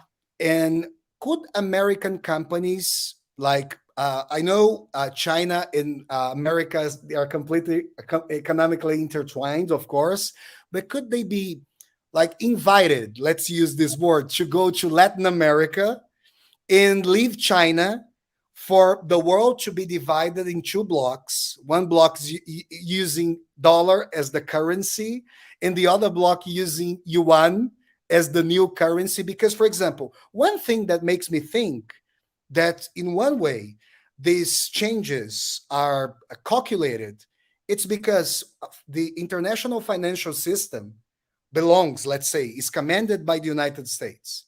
And now China and Russia are developing, I don't know, I don't remember the name, if you remember the name, they are developing a new financial system. Do you think it would be reasonable? The first time I listened to this theory, I said to myself, Jesus Christ, but what about globalization? But now, some analysts are saying this is the end of globalization. What do you think about that, Susan? Well, for one thing, I'm going to say you are more of a Hegelian theoretician when you think about history than I am. I think you see more intentionality and design, and I see more chance and chaos and more organic processes, right? I don't think, like, when you talk, it sounds as though that these things are being consciously maneuvered. And obviously, of course, yes, Russia and China are choosing to be aligned, right? And China is, looking to, as you say, make more of a Pacific Asian kind of economic and also political sphere of influence. Absolutely. So I'm not denying that there's some intentionality, but I also think that there are things that are beyond the design or control of a leader like Xi in China or Putin. For one thing, globalization was mortally wounded by COVID, right? I think that you're right. I would agree. I think that COVID, the impact of COVID, how that affected manufacturing and supply chains and global integration, that was already a wake-up call. I mean, here in the United States, there were a lot of fears, for example, about medications. People in the United States suddenly realized that critical medications that people need have these extremely long and complicated global supply chains, and that we don't produce and manufacture enough medication at home, right? That we're dependent on China and India. So COVID already played a significant role, I think, in sort of putting the brakes on globalization, making people realize its potential limitations and the dangers potentially of it. Reminding people of the political, right? That politics and natural disasters can interfere with economic globalization. But then to go back right at the very beginning, what you were saying, I think the decline of American dominance in the world has been going on for a long time. And that's something where I think you don't have to apply Hegelian theory to history. I think that the diminishment of American power and assertion around the world has been happening. Some of it is probably I think it's already underway, and Putin did not need to invade Ukraine in order to hasten it, right? I guess my question to you would be, yes, I agree. Yeah, American power is declining. American power around the world is declining. For good and for ill. Like, I personally wish that we could do more to protect the people of Ukraine who are asking for it, right? That would not be unwanted intrusion. For good around the rest of the world, right? It's happening, and it's happening mostly for reasons internal to the US, and it's going to continue happening. Yeah, you look. What are? No, I was just you can say I'm just looking for a question to pose you here from the public. You can go on. No, I was just saying, I think that this reorganization of the world into a multipolar world with countries that are equal to or even surpassing the United States is well underway. It's happening. It's a fact. So perhaps, then there would be, then they would call for another Yalta conference. That was my point, for example. I don't think it's going to happen that way anymore. No, let me just put this thing. In February 1945, Churchill, who was the prime minister at that time, in some months he wouldn't be anymore. Then there would be Clement Attlee. Then Roosevelt, the most respected American president for me. I do respect him. FDR, Franklin Delano Roosevelt. He would die in 2 months of polio, right? He died of polio. Very, very sick, which they've done a pretty good job of concealing from the public. Yalta, a Crimean city. So in Crimea, right?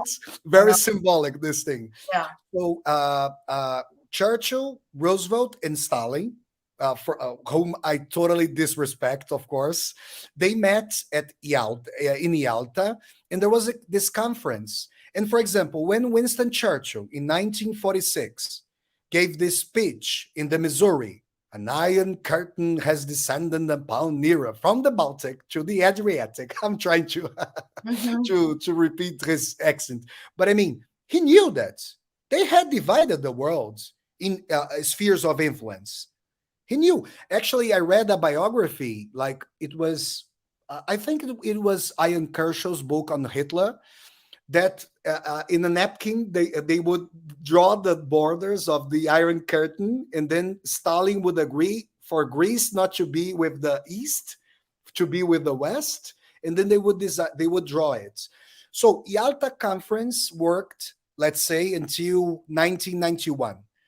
And then we have discussed this, but that could be another Yalta conference to divide into, because for 500 years, from the Portuguese, Spaniards, from the Dutch people, British, then Americans, the sphere, the power has been in the Atlantic. Now we can see a move towards the Pacific. Mm-hmm. Would there be a need for another Yalta conference, according to your point of view? Who knows? I don't know. But I want to call you out on saying that the Yalta Conference worked. You know, if you had talked to people in Poland or Estonia or East Germany in 1980, they wouldn't say it was working, right? It wasn't. Yeah, of course. No, but it worked for the potencies, for the great powers. I mean, not considering the population's desires, of course. Yeah. Also, the fact that there was this Iron Curtain, you know, that was entirely the Soviet doing, in the sense that, yes, that boundary was born, but it wasn't the Western countries that were preventing movement across it, right? The fact that it became this impassable boundary was not the doing of West Germany, for example, right? The imposition, the lack of movement across, that was entirely from the Soviet side. Yeah, it's true. The Soviet army was there, and the Western Europe was afraid of the Soviet army movement towards Portugal. Let's say towards the. Oh, I mean, look, they would shoot you if you tried to cross the border. Look what happened in East Berlin. Yeah, it's true, right? The need for barbed wire and shooting people was from the eastern side. Well, there's a question here. I'm going to pose you this. Sure. This is interesting. This is internal American policy. So Susan may answer that or not. Be comfortable not to answer or not to answer. There's a question here. Luch is questioning. Don't you think that instead of considering Ukrainian people's welfare, Americans should be more concerned with their own problems, such as healthcare, higher wages, their high level of, well, the prejudice or racism in the United States? And let's just remember that there were terrible scenes in Ukraine with some nationalists. We saw the videos that some African Americans in Ukraine, they couldn't go to the wagons, to the trains leaving Kiev. There's racism everywhere. I'm sure there was racism, horrible racism preventing those people getting out of Ukraine. There's racism in the United States. There's racism in Brazil, right? I mean, yes. But so I would say to that person who posed the question, it can't be either or. It can't. I agree with Susan. Yeah.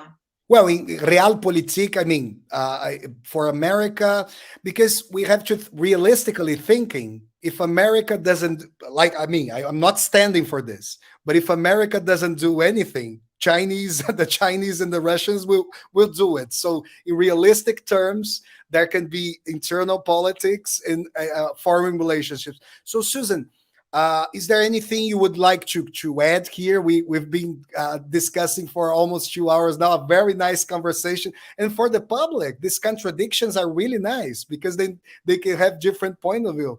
What would you like to, for example,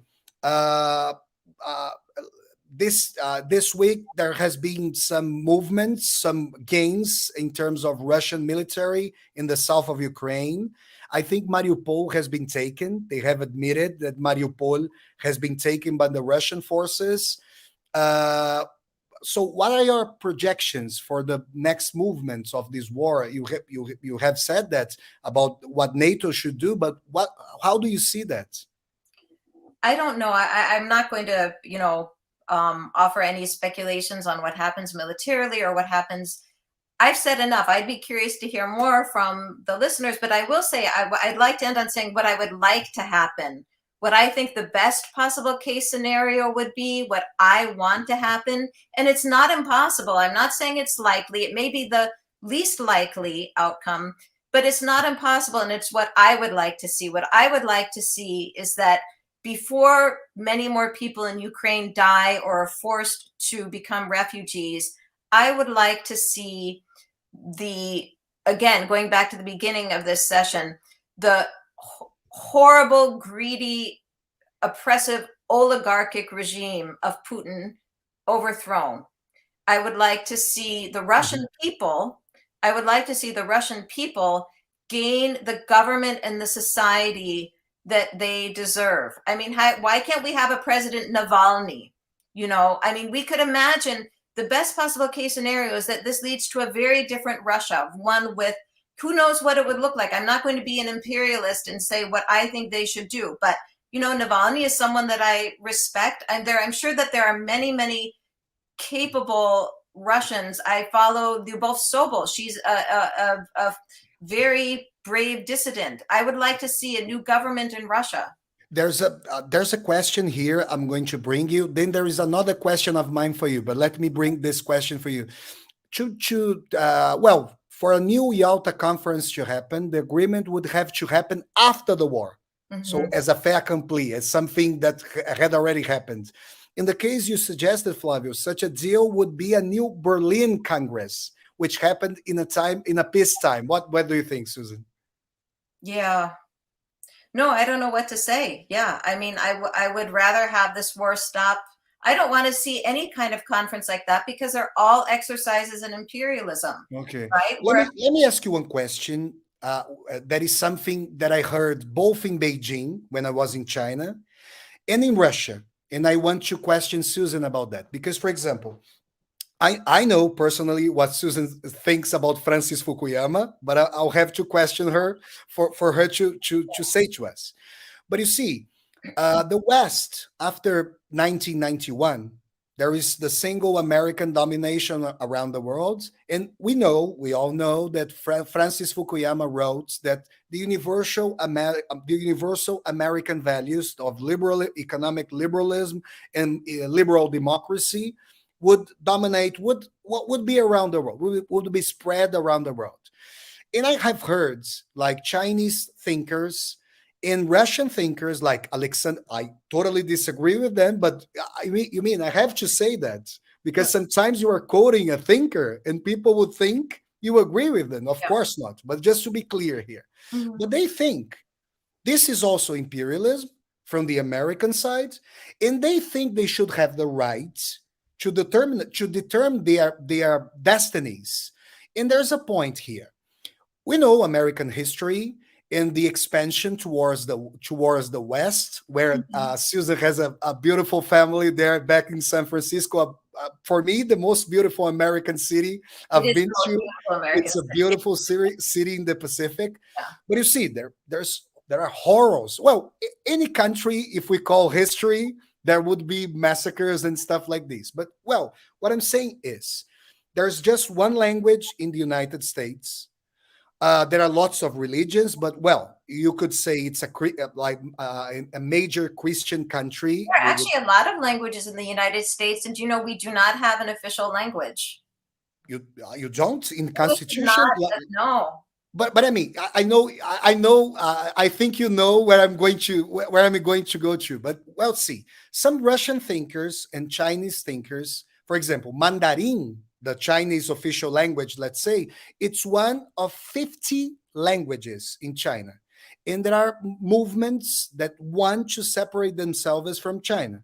We have seen, for example, the Caucasus. It's an example of what Susan was saying for the imperialist wars in the Tsar's time against the Russian Empire and the Ottoman Empire. It's a Muslim region, Dagestan and Chechen and stuff like this. They would say that the liberal example of the United States of Anglo-Saxon history does not work for them. That's what they say. Yeah. That they say that America, what it wants is to split the country, to dominate these countries, to break its great territory into small republics that would be easy to dominate. For example, I would give you an example. South America, what Simón Bolívar wanted in South America was a great the former Spanish, like Hispanohablantes, the Spanish countries in South America, the Spanish speakers countries. He wanted a confederation, let's say, a union of these countries, and the British wanted to separate them and stuff like this.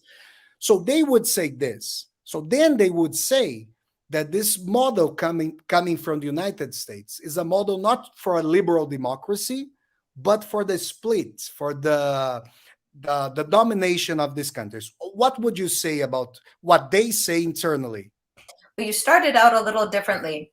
You started out, it seemed like you were going to ask me if I thought that other parts of the world, other cultures had a right to self-determination, even when they don't follow this Western model, right? And of course, I would say yes. Yeah, but that's why I didn't ask you this question, of course. So then the other part of your question, do I think that the United States is going to block them from doing it? Block them from this kind of self-determination? Prevent it? I think the United States can't block China and Russia. No. China and Russia, no, because of their power. We could talk about Iraq and other countries. Okay, this is a different matter. But China and Russia, no. But what do you think about what they say in terms of liberal democracy? Because, for example, the things we have said, the things we said in the beginning of our conversation about the plutocracy, for example, the crony capitalism. So we could say that what is going on in the United States, we could question: is it a democracy, like crony capitalism? Of course, I'm not saying Russia is a democracy. Of course, I'm not saying this. But we could question: how open is this? How representative is this system? But I mean, when they say America's model of democracy is a way of splitting their countries, what would you say about that? I would say that I would, have to look very closely at the history of their country, and I would probably come to agree with them when I was informed about what had happened. Does that mean that that is the only thing that is inevitably going to happen going forward? I think that's a different question. I think, for example, what we see happening in Ukraine right now doesn't follow that pattern, right? You have the Ukrainian people. I believe this is my position, but I think that the majority of people in Ukraine have wanted to orient themselves towards the Western model, to live in a Western style liberal democracy, and that has not been because of, US interference.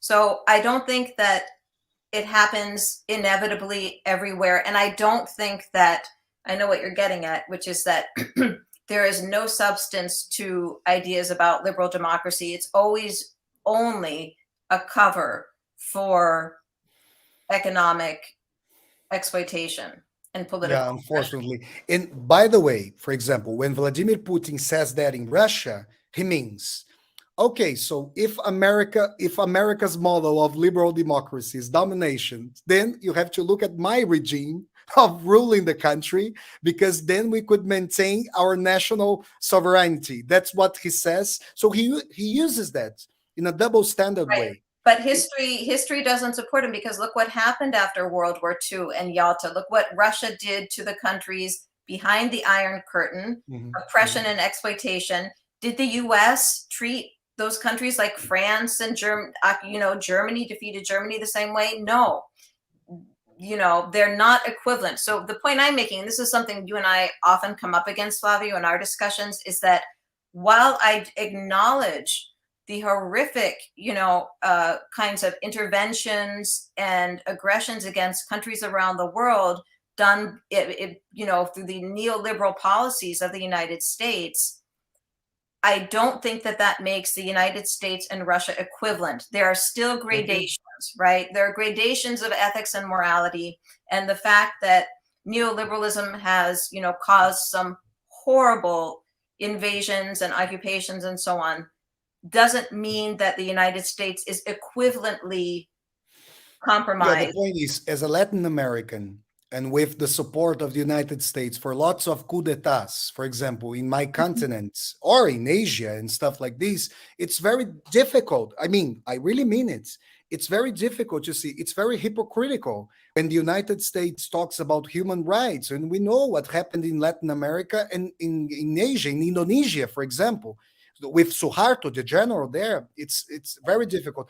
My point, and Susan knows it, is to begin with a transformation like welfare state in Scandinavia.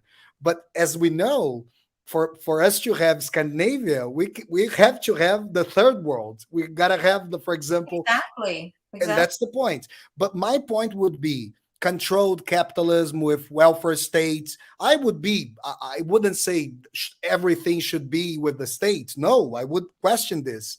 But then some strategic areas like healthcare and stuff like, just like the question here, should be public, completely public. Yes, in the United States, there are lots of problems with these. In Brazil, we still have a public healthcare system. Saved my mother once, and then it has helped many people in Brazil. But with the things that have been going on, it's very hard to know. But then I agree with you to a point. But when I see from Latin American perspective, it's hard to maintain that. For example, the coup d'etats, backing the coup d'etats and stuff like this. So I would like to have this combination of, because, for example, Eric Hobsbawm, what he said is interesting about Western Europe. He was saying that he would agree with you considering the Iron Curtain.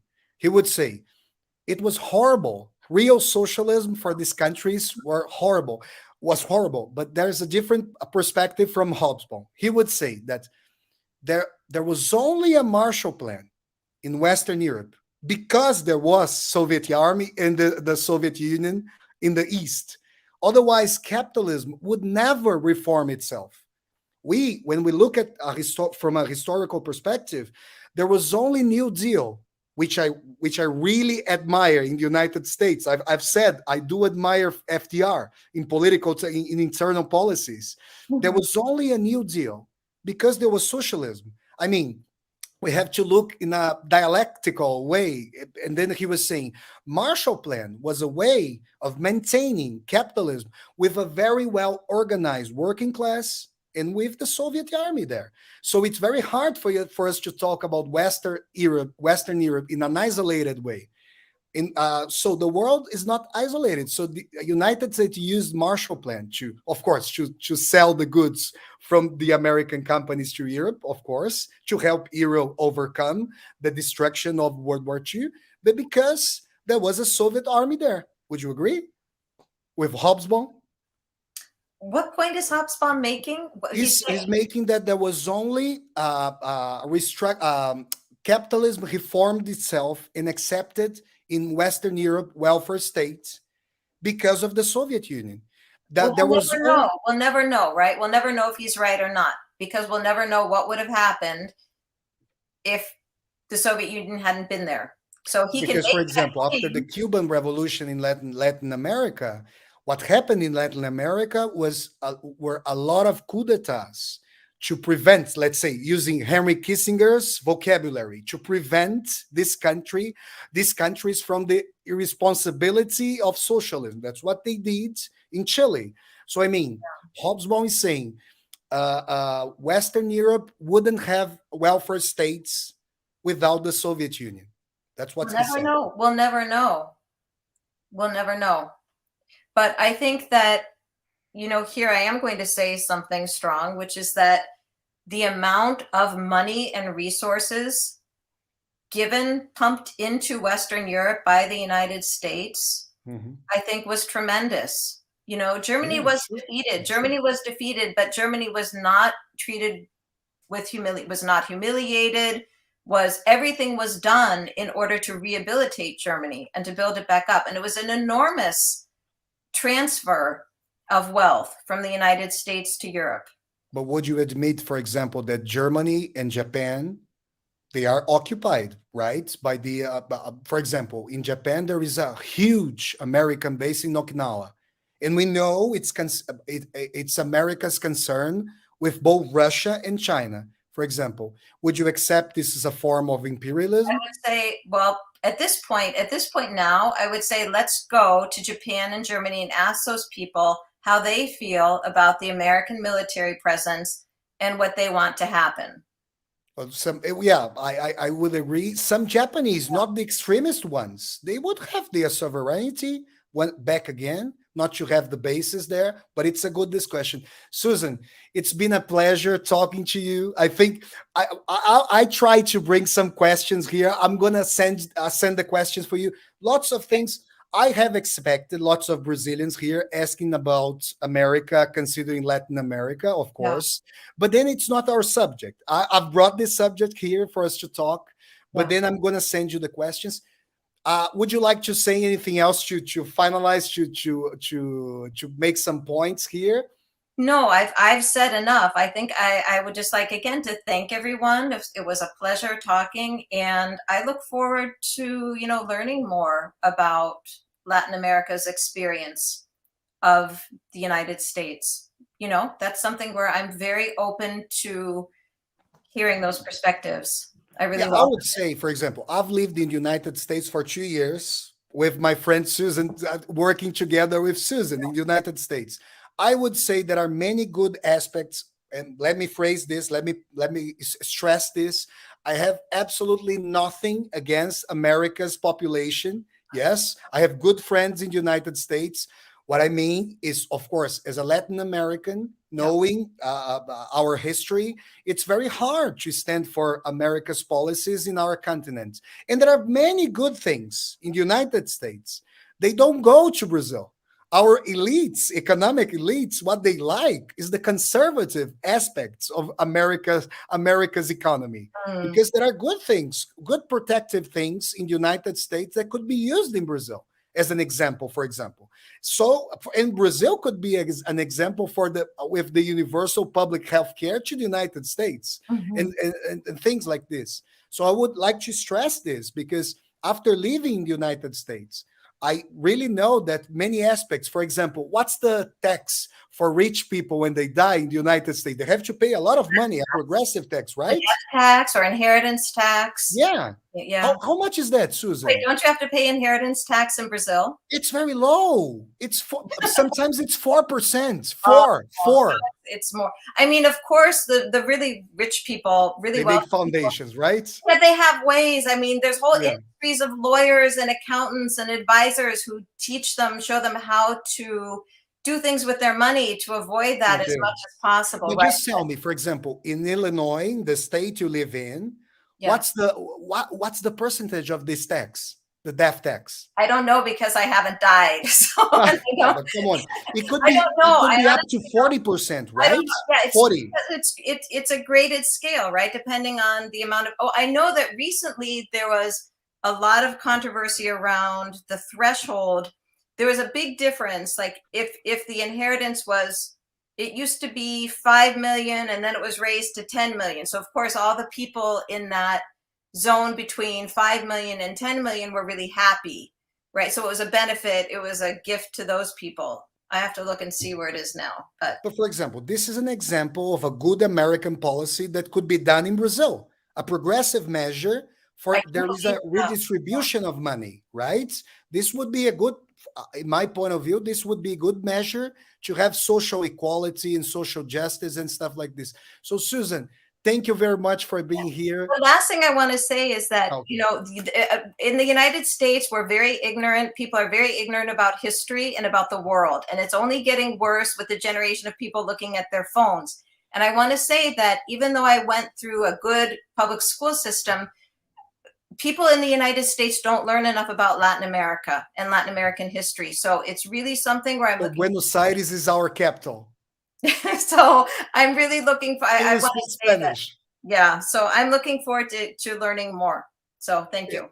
It's very nice. So it's been a pleasure. I've worked with Susan. I've been working with Susan for many years. We worked together during my PhD.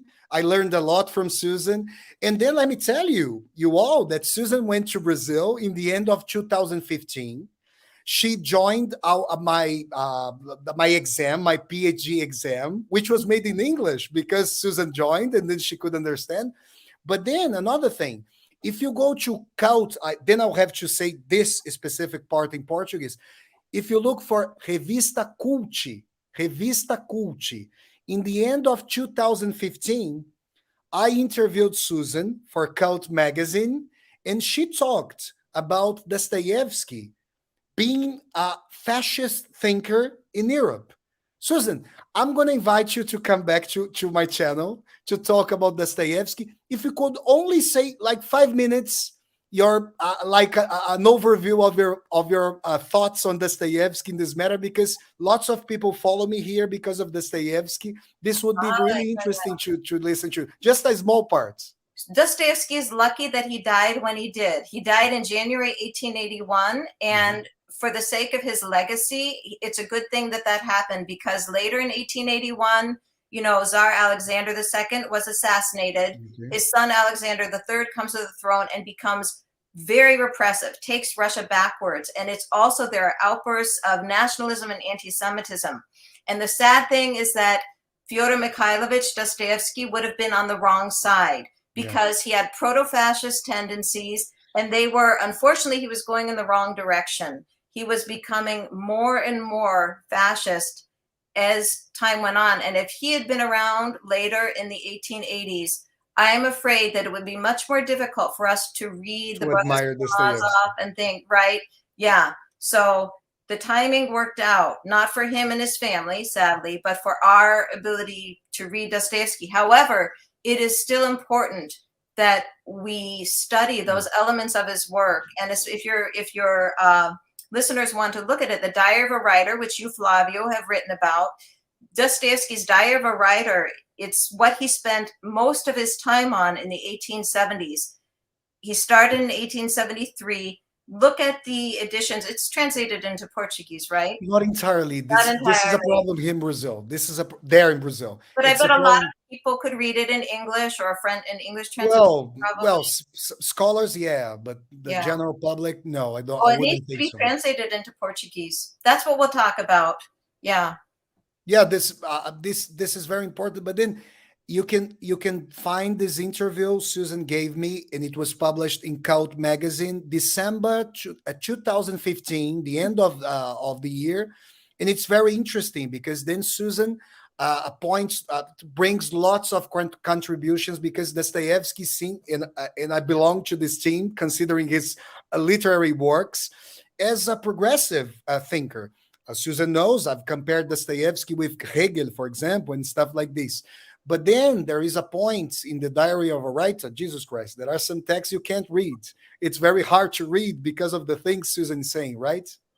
One thing I like to do, and I did this actually in Juiz de Fora when I was giving a talk there, I can take a passage from, maybe I'll do this, I won't tell you, but I take a brief passage with the key words that identify the country taken out from a 20th century fascist dictator, and then I take a passage from Dostoevsky's mouth. I take the key words out, and you can't tell which is which. If I ask you which of these was written by Dostoevsky and which was written by a fascist dictator, there's no difference.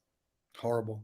Yeah, so Susan is already invited to come back here to talk about Dostoevsky as a possible fascist thinker, a European thinker, like with foreshadowing fascism in Europe. It will be a pleasure to have you again. It would be my pleasure. Muito prazer. So, você quer que eu fale um pouco de português agora com você? Você me entende? Sim, entendo. Pessoal, eu tenho que dizer, agora eu vou falar um pouquinho de português. A Susa é muito boa com línguas. Ela fala muitas línguas estrangeiras. E ela, por exemplo, quando a gente conversa, ela consegue remedar, ela consegue falar de novo a frase no idioma estrangeiro e com bom sotaque. Ela é muito boa em línguas aí, com bom sotaque. Você entende tudo que eu estou falando agora? Tudo, sim. Então eu quero deixar aqui um grande abraço para a Susan. Agora eu vou falar português. E agradecer a todas e a todos vocês aqui que estiveram conosco. O que nós tentamos fazer foi uma perspectiva seguinte: eu venho dando essas aulas sobre o conflito na Ucrânia e eu trago uma perspectiva ocidental e oriental. A Susan trouxe uma perspectiva aqui. Se a Susan, if you don't understand a thing I say, you just tell me. I'm understanding. Yeah. Ok. A Susan trouxe uma perspectiva que é uma perspectiva que ela defende, uma perspectiva ocidental, ela conhece muito a história russa e ela tomou as posições dela aqui com todo o direito, e nós tentamos aqui, eu concordo com muitos aspectos do que a Susan disse, não concordo em outros aspectos, mas é interessante aqui para a gente ter uma perspectiva mais plural. Na próxima quinta... Bom, eu estou tentando conversar aqui com a cônsul russa em Belo Horizonte, a Carolina Bernardes, que é especialista em relações internacionais, para conversar com ela sobre a possibilidade de ela vir aqui ao meu canal no YouTube, para nós conversarmos aí sobre esse conflito. Susan, you want me to speak English or can I speak Portuguese? Well, you're talking to somebody from Belo Horizonte next about the conflict in Ukraine? Yes, yeah. That perhaps she's going to come. But do you want me to speak English or Portuguese now? Português. Então, eu quero me despedir aqui da Susan. Susan, muito obrigado pela sua vinda aqui ao meu canal, uma grande satisfação. A Susan é uma pessoa muito querida. Um grande abraço para os seus pais, para o nosso querido Alex, que é o filho da Susan, uma família muito bonita que mora lá na costa oeste dos Estados Unidos. A Susan mora, obviamente, em Chicago, ali em Elgin, na verdade, pertinho da Northwestern, que fica em Evanston. Susan, muito obrigado por você ter vindo. Obrigada. Tchau, gente. Tchau. Um abraço, pessoal. Tchau, pessoal. Valeu.